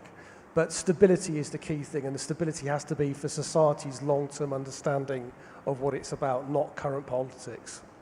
Okay, thank you very much. I still have a lot of more questions, but I think I'm going to wrap up with the last question here to Young Lee. Given all the best practices and best experiences that you have, what are some of the top 3 initiatives that you would probably recommend to the other prisons across the world to implement? It could be scaled, it could be replicated. I will still speak broadly because I fully believe that every different organization has to see what works for them in terms of their context. But I really think we should start with focusing on making sure that, the hardware, you have the proper infrastructure to support the correctional facility together with the use of technology so that your officers will be able to not do the mundane work, but do the value-added work. So I think that's the first thing that you should focus on. And the second one is really join ICPA, and as a member organization and come together with like-minded professionals and learn from each other. Again, adapt to your local context, your own unique circumstances. And that's how Singapore has learned it over the years. In fact, when I spoke about disaster network, that was something that we saw some other countries were doing, and we brought it back and we adapted it to our context. And last but probably the most important is that you can have the best hardware and the best software in terms of correctional programs, but it's really the staff, that will make the dream work. And really, if at all, first thing to do is really to focus on the development of the officers, capabilities, deepening them, and also building cross-cutting skills for officers to engage with the community, because the world we live in is so complex. We can't get our work done just by just as a correctional service on its own, but we really need to engage with families, members of public, even different ministries that hold the answer to jobs, to housing, to healthcare, to mental well-being. So really, these are the three things that I would say are important things to focus on. And this sparks an idea in my head. So you were saying that staff well-being is directly correlated to modernization. Is that correct? Yes, not just staff well-being, but building the capacity and the capability of your officers, which goes into training them, but as well as mental well-being, their mental resilience. Because I think the work of prison officers can be very rewarding when you see ex-prisoners change their lives for the better. But it's very stressful. It can be very draining, because very often prison officers are like prisoners themselves. We work in a confined environment, subjected to the same challenging environment inside prisons. And how do you keep your officers motivated, engaged, always looking forward, is something that I think is very important, to look after the mental well-being of the officers. Just one last question and I'll wrap up, I promise. And this goes to Dr. Guy. The last question that Ms. Young Lee has mentioned, how do you keep the officers motivated and ensure their well-being? Is this a good research topic for students in universities to tackle in order to improve modernization? It is. It's one of the most interesting things about correctional facilities is they're highly controlled environments, and they have to be for obvious reasons. Whether you're a staff member or a prisoner, there has to be control, and that diminishes one of the big motivators that people have is self-control. So you have this sort of like opposites going on. You want people to have control over what they do, because that motivates them, but the environment itself has to be controlled. And whether you're a staff member or an inmate, it's working out what the boundary of that control is. And if you get that balance right on both sides, you've got a productive environment. If you get it wrong, you've got a very non-productive and a destructive environment for both parties. So from a research perspective, knowing where that boundary is and working it out is a really, really fascinating topic. Thank you all for the great insights, and thank you for having us, and thank you for being here as well. And thank you all for listening to us. And I'm keeping these people here in the room for the next 10 minutes in case anyone has any side questions, and we'll be happy to answer them. Thank you all, and we appreciate your support. Thank you. Thank you.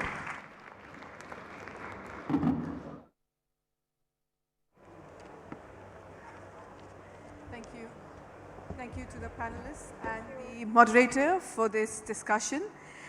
We still have 2 more sessions to go. And while we do a quick change of setup, I'd like to invite our next speaker on stage, Mr. Owen Weatherhill, who's the former National Mobilization Coordinator and NPCC lead for civil contingencies.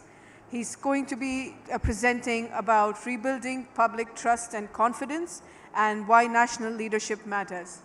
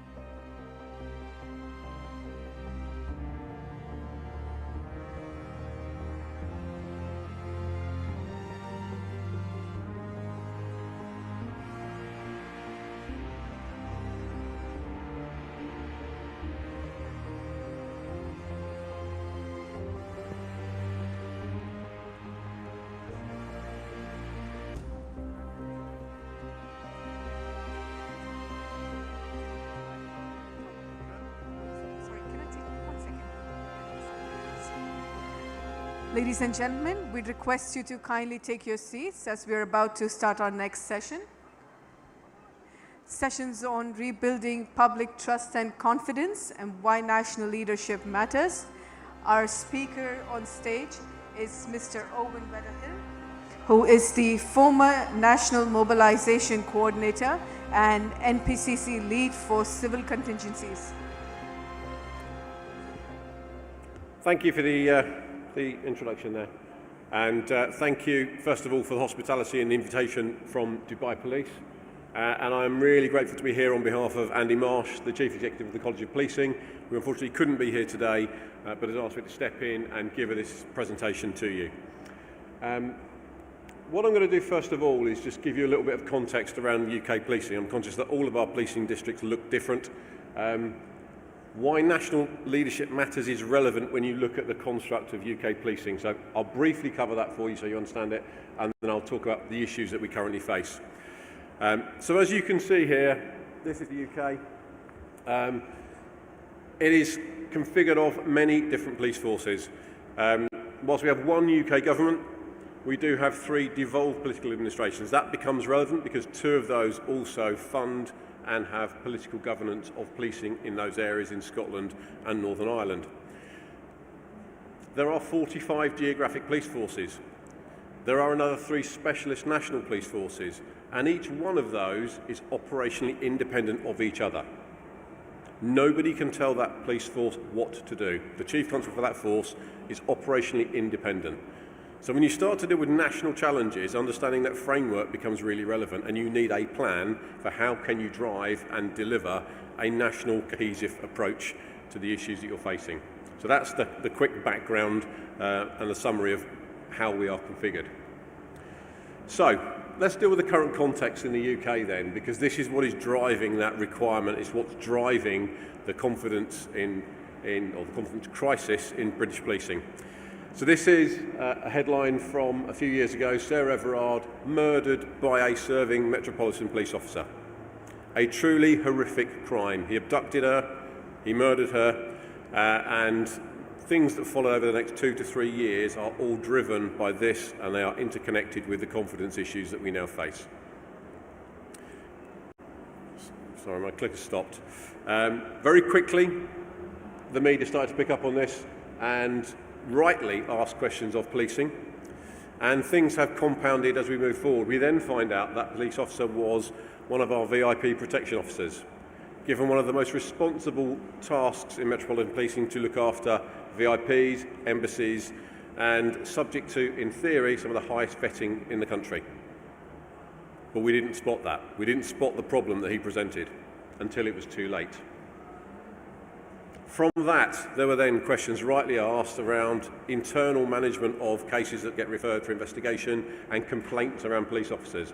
This headline here, you can see 1,500 police officers accused of attacks on women, a very small percentage sacked.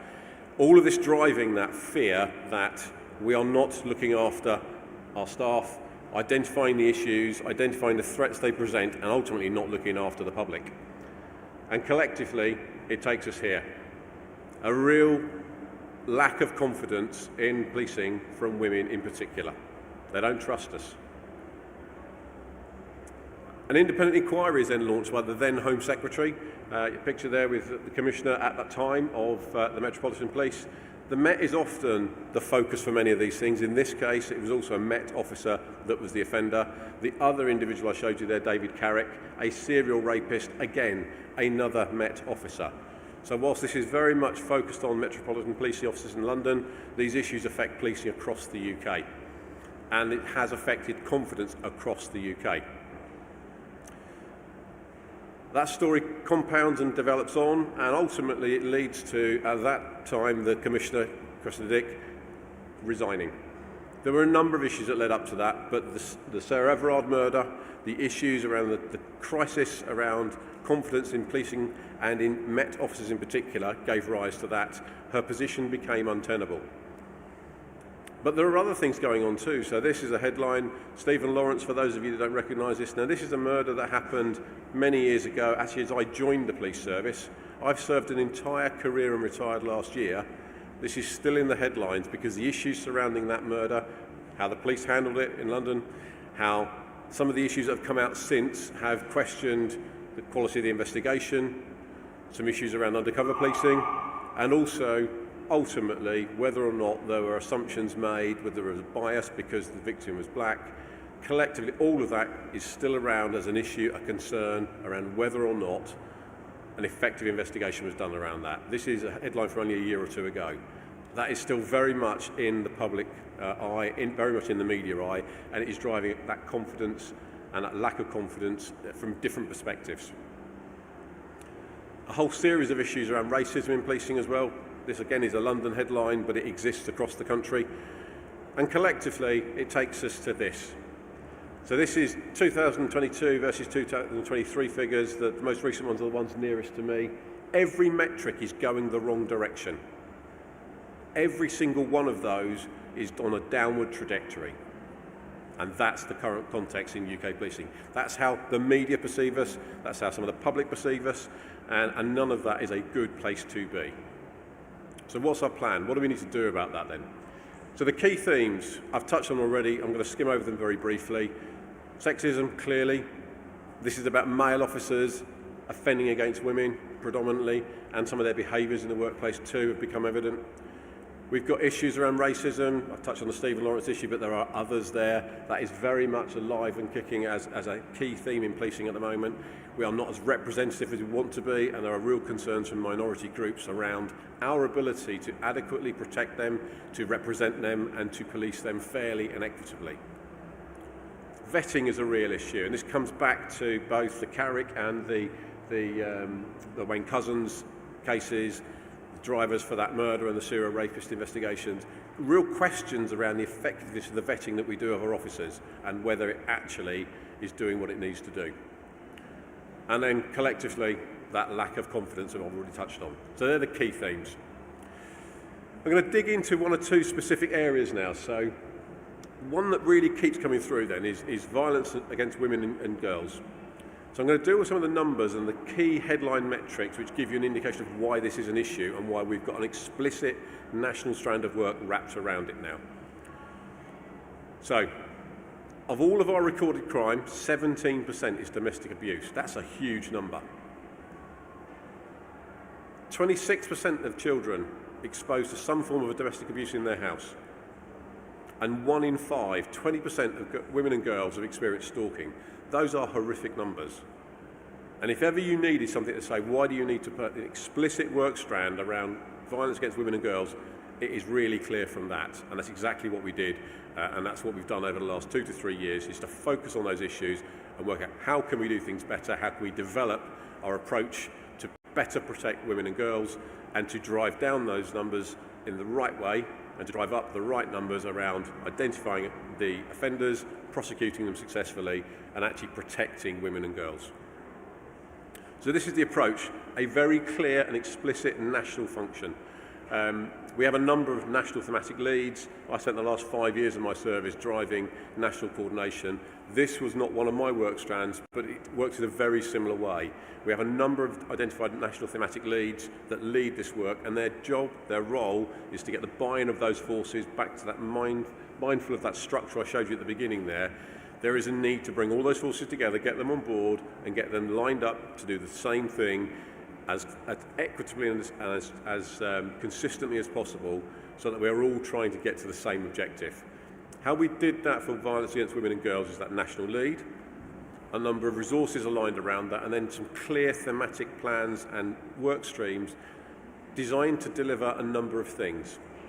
So the first was to identify what were the learning points that we needed to focus on, develop some guidance for forces to work with, to engage with all of the forces to get and encourage them to develop localised plans that work for their areas, to develop what their localised focus on this would be and how they would then feed into the national plans, pick up on the national guidance, but collectively all be working in the same direction with the same broad objectives. But importantly, the learning that each of them developed in differing ways, captured in the centre, fed out to all forces, so everyone is benefiting from the learning as we go along. Another key element of this, apart from refreshing the plans and keeping them alive and adapting them as that new learning came along, is engaging our inspectorate. So HMIC-FRS mentioned at the bottom, there's quite a mouthful.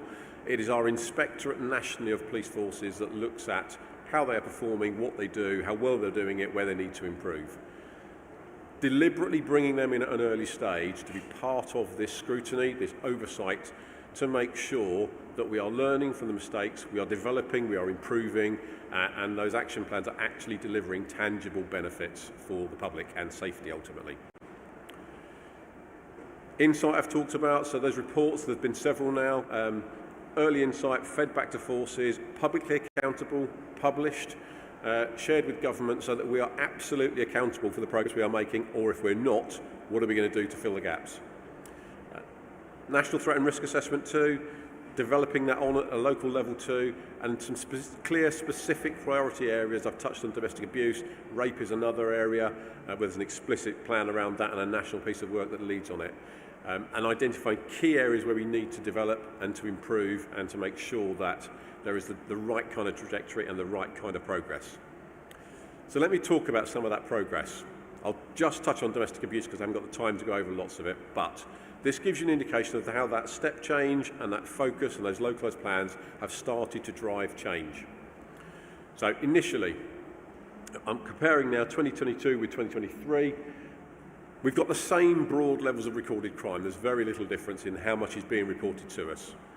Now that's a good sign in one way, not in another. We still think there's hidden crime, they're not being reported to us.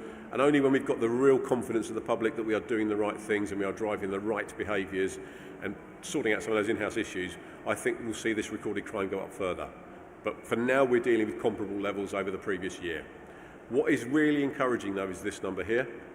We are arresting far more offenders. But that's only good if you make something positive come from those arrests. We are referring more cases to the CPS, which is our charging authority. So over 2,000 more charges from the previous year. And that's from similar levels of crime, remember. So that's a positive.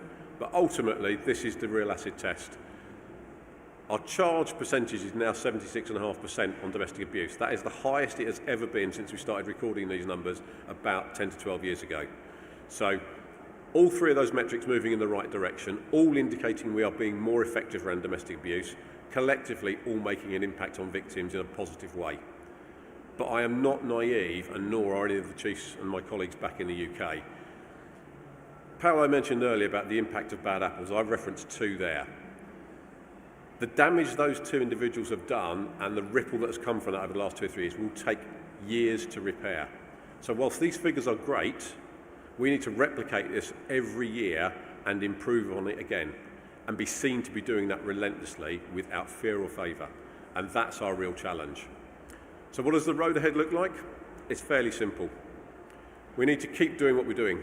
We need to keep that national scrutiny and that national focus, keep reviewing what the STRA says, and drive that forward. Vetting and data washes. We have put every single officer in the UK through a data wash, through our national data intel systems, to say, is there something in the intel systems that we've missed that says this individual is a threat or could be a threat, and we need to dig further and do some closer work. That has thrown up a small number of people that we now need to go back and look at more closely. They are subject to investigation now. That will be repeated again. The entire vetting process has been top to bottom reviewed and is going to be subject to a complete overhaul. There are more staff being recruited to conduct vetting. Vetting will be done more thoroughly, more frequently, and ultimately more effectively. But we've got to win the confidence and trust back. That's going to take time. I've touched on the strategic threat and risk assessments again. Those will be reviewed regularly to make sure that we are not missing emergent issues. We're not missing changes in the profile of recorded crime and the things that are going on. And this is a big one for us, digital forensics and online investigation. We recognise a lot of this happens online. A lot of the stalking and the harassment in particular happens online. We need to be better. We need to capture the evidence. We need to make sure it's secured, but ultimately make sure that it can be presented in an evidential form in court that the CPS will run with, because that's where we get our charges from. So a lot to do. That is a very quick canter through 15 minutes of what we're doing around one area. There are others I could talk about easily, but it gives you some idea of why, when you've got a structure like we have, you've got to drive it nationally. And as I've said already, we have got years of work ahead of us to rebuild what we've lost over the last 2 years. There are lots of positives in British policing, but we've got some challenges ahead. But I think with the right plan, with that national focus, we are on the right road. We've got to convince the public now that we're actually delivering for them. That's me. Thank you.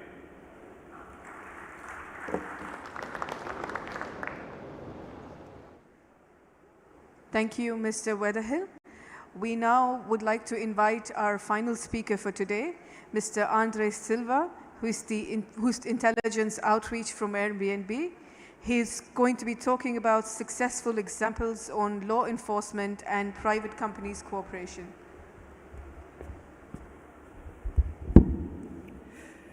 Good afternoon. Assalamu alaikum. Thank you for your patience and to last until the last presentation of the day. It's never an easy spot to be, but I promise that I will be concise and highlighting a good and important topic today. And let me start by rephrasing a question that a fellow speaker asked me earlier today. He was asking, why is Airbnb sponsoring this event, and what is the angle for Airbnb? And the answer is quite simple. Airbnb, as a responsible private company, puts the safety of its users at the top priority. It's key and of utmost importance to us to ensure that we take every step to make our platform and our users safe. And this is particularly important to Airbnb because we put and we facilitate people being together. So I would like to also take the opportunity to send my appreciation on behalf of Airbnb to the MG for the partnership and to the Dubai Police for hosting this event.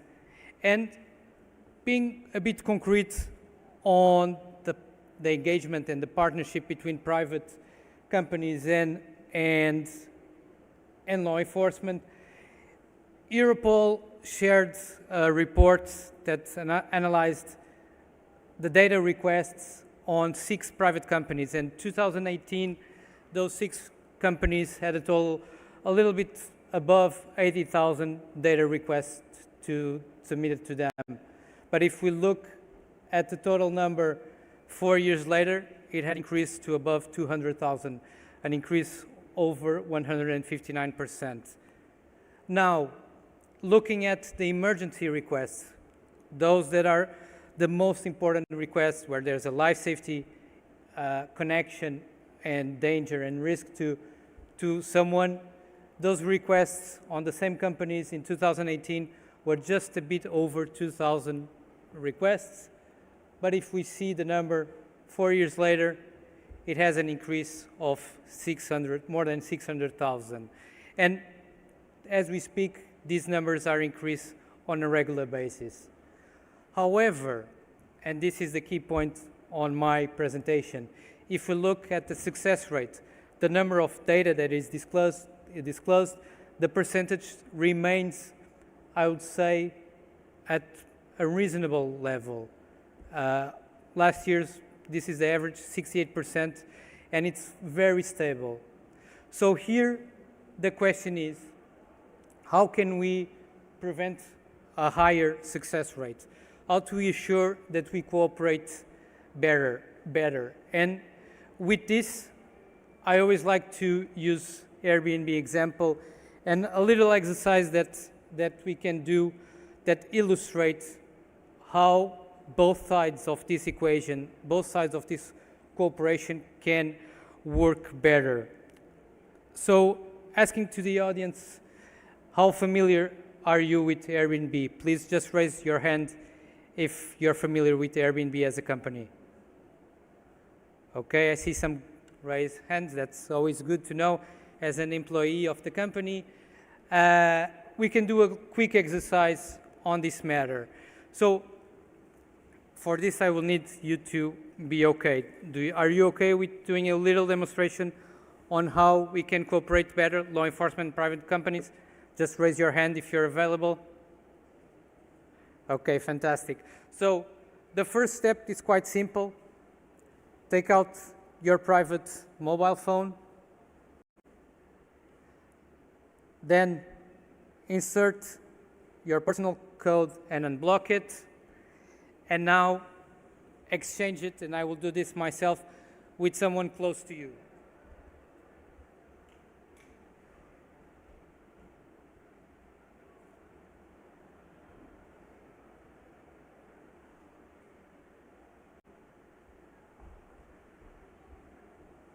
So I now hold someone else's phone and someone else has my phone. And this has two feelings, this little exercise.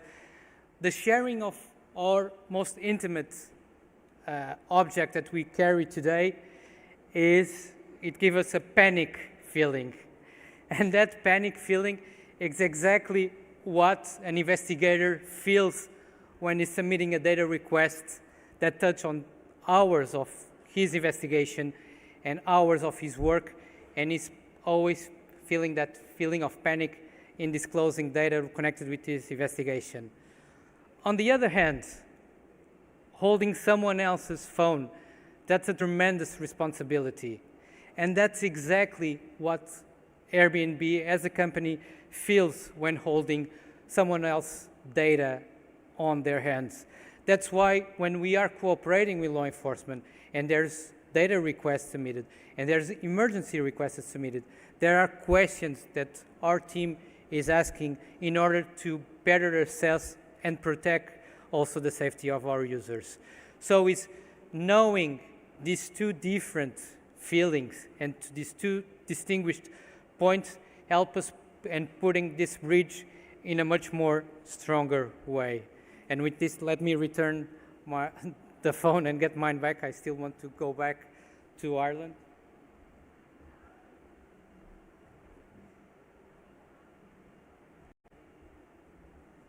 So, coming back to Airbnb, and this is just a figure to emphasize the size of what we're talking in terms of this example of my company. We have millions of people staying around the world on a given night, and this spreads across more than 100,000 cities and more than 220 countries.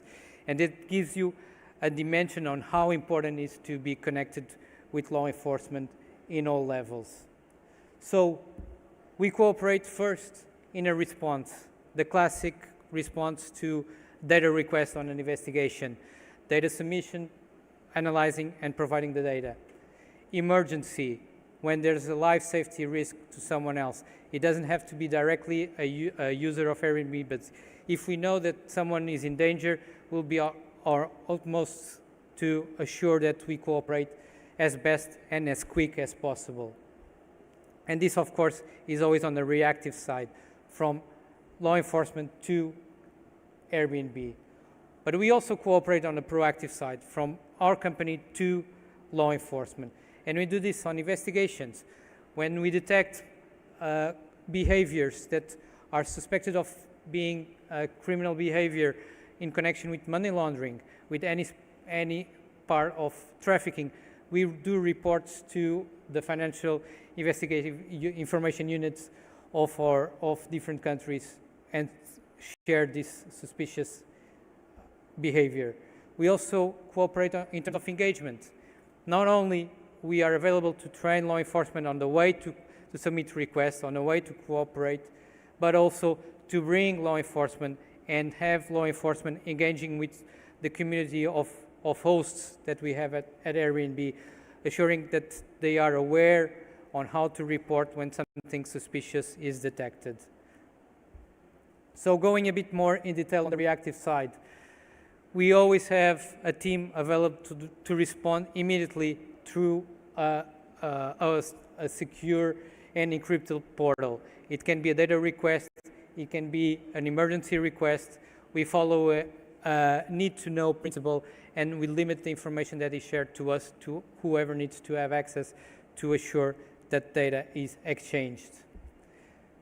we provide different type of data. We provide basic subscriber information, IP logs, payment instruments, reservation history, and message records, all elements that can be instrumental for any criminal investigation and to the successful prosecution of someone. We also important to, on the reactive side, to highlight emergency requests, anything that impacts and has a life safety risk will always be the priority. We always, regardless of the time that is submitted, there will be always someone picking up the phone and calling back to the officer that is submitting this request to share information or to know a bit more details and see how can we cooperate. And finally, we also are available to create joint templates of data disclosures and that can be tailored to specific jurisdictions.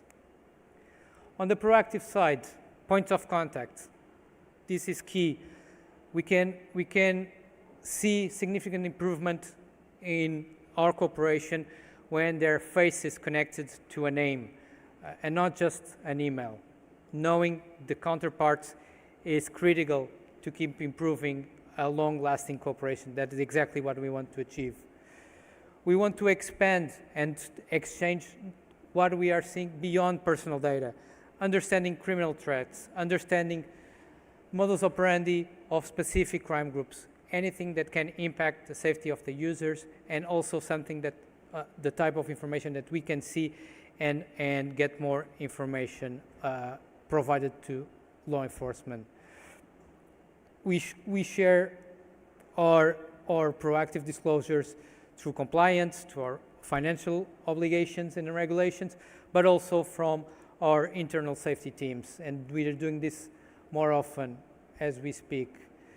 Training on our alert portal. This is also something that we are always keen to do, and awareness campaigns to our users' communities.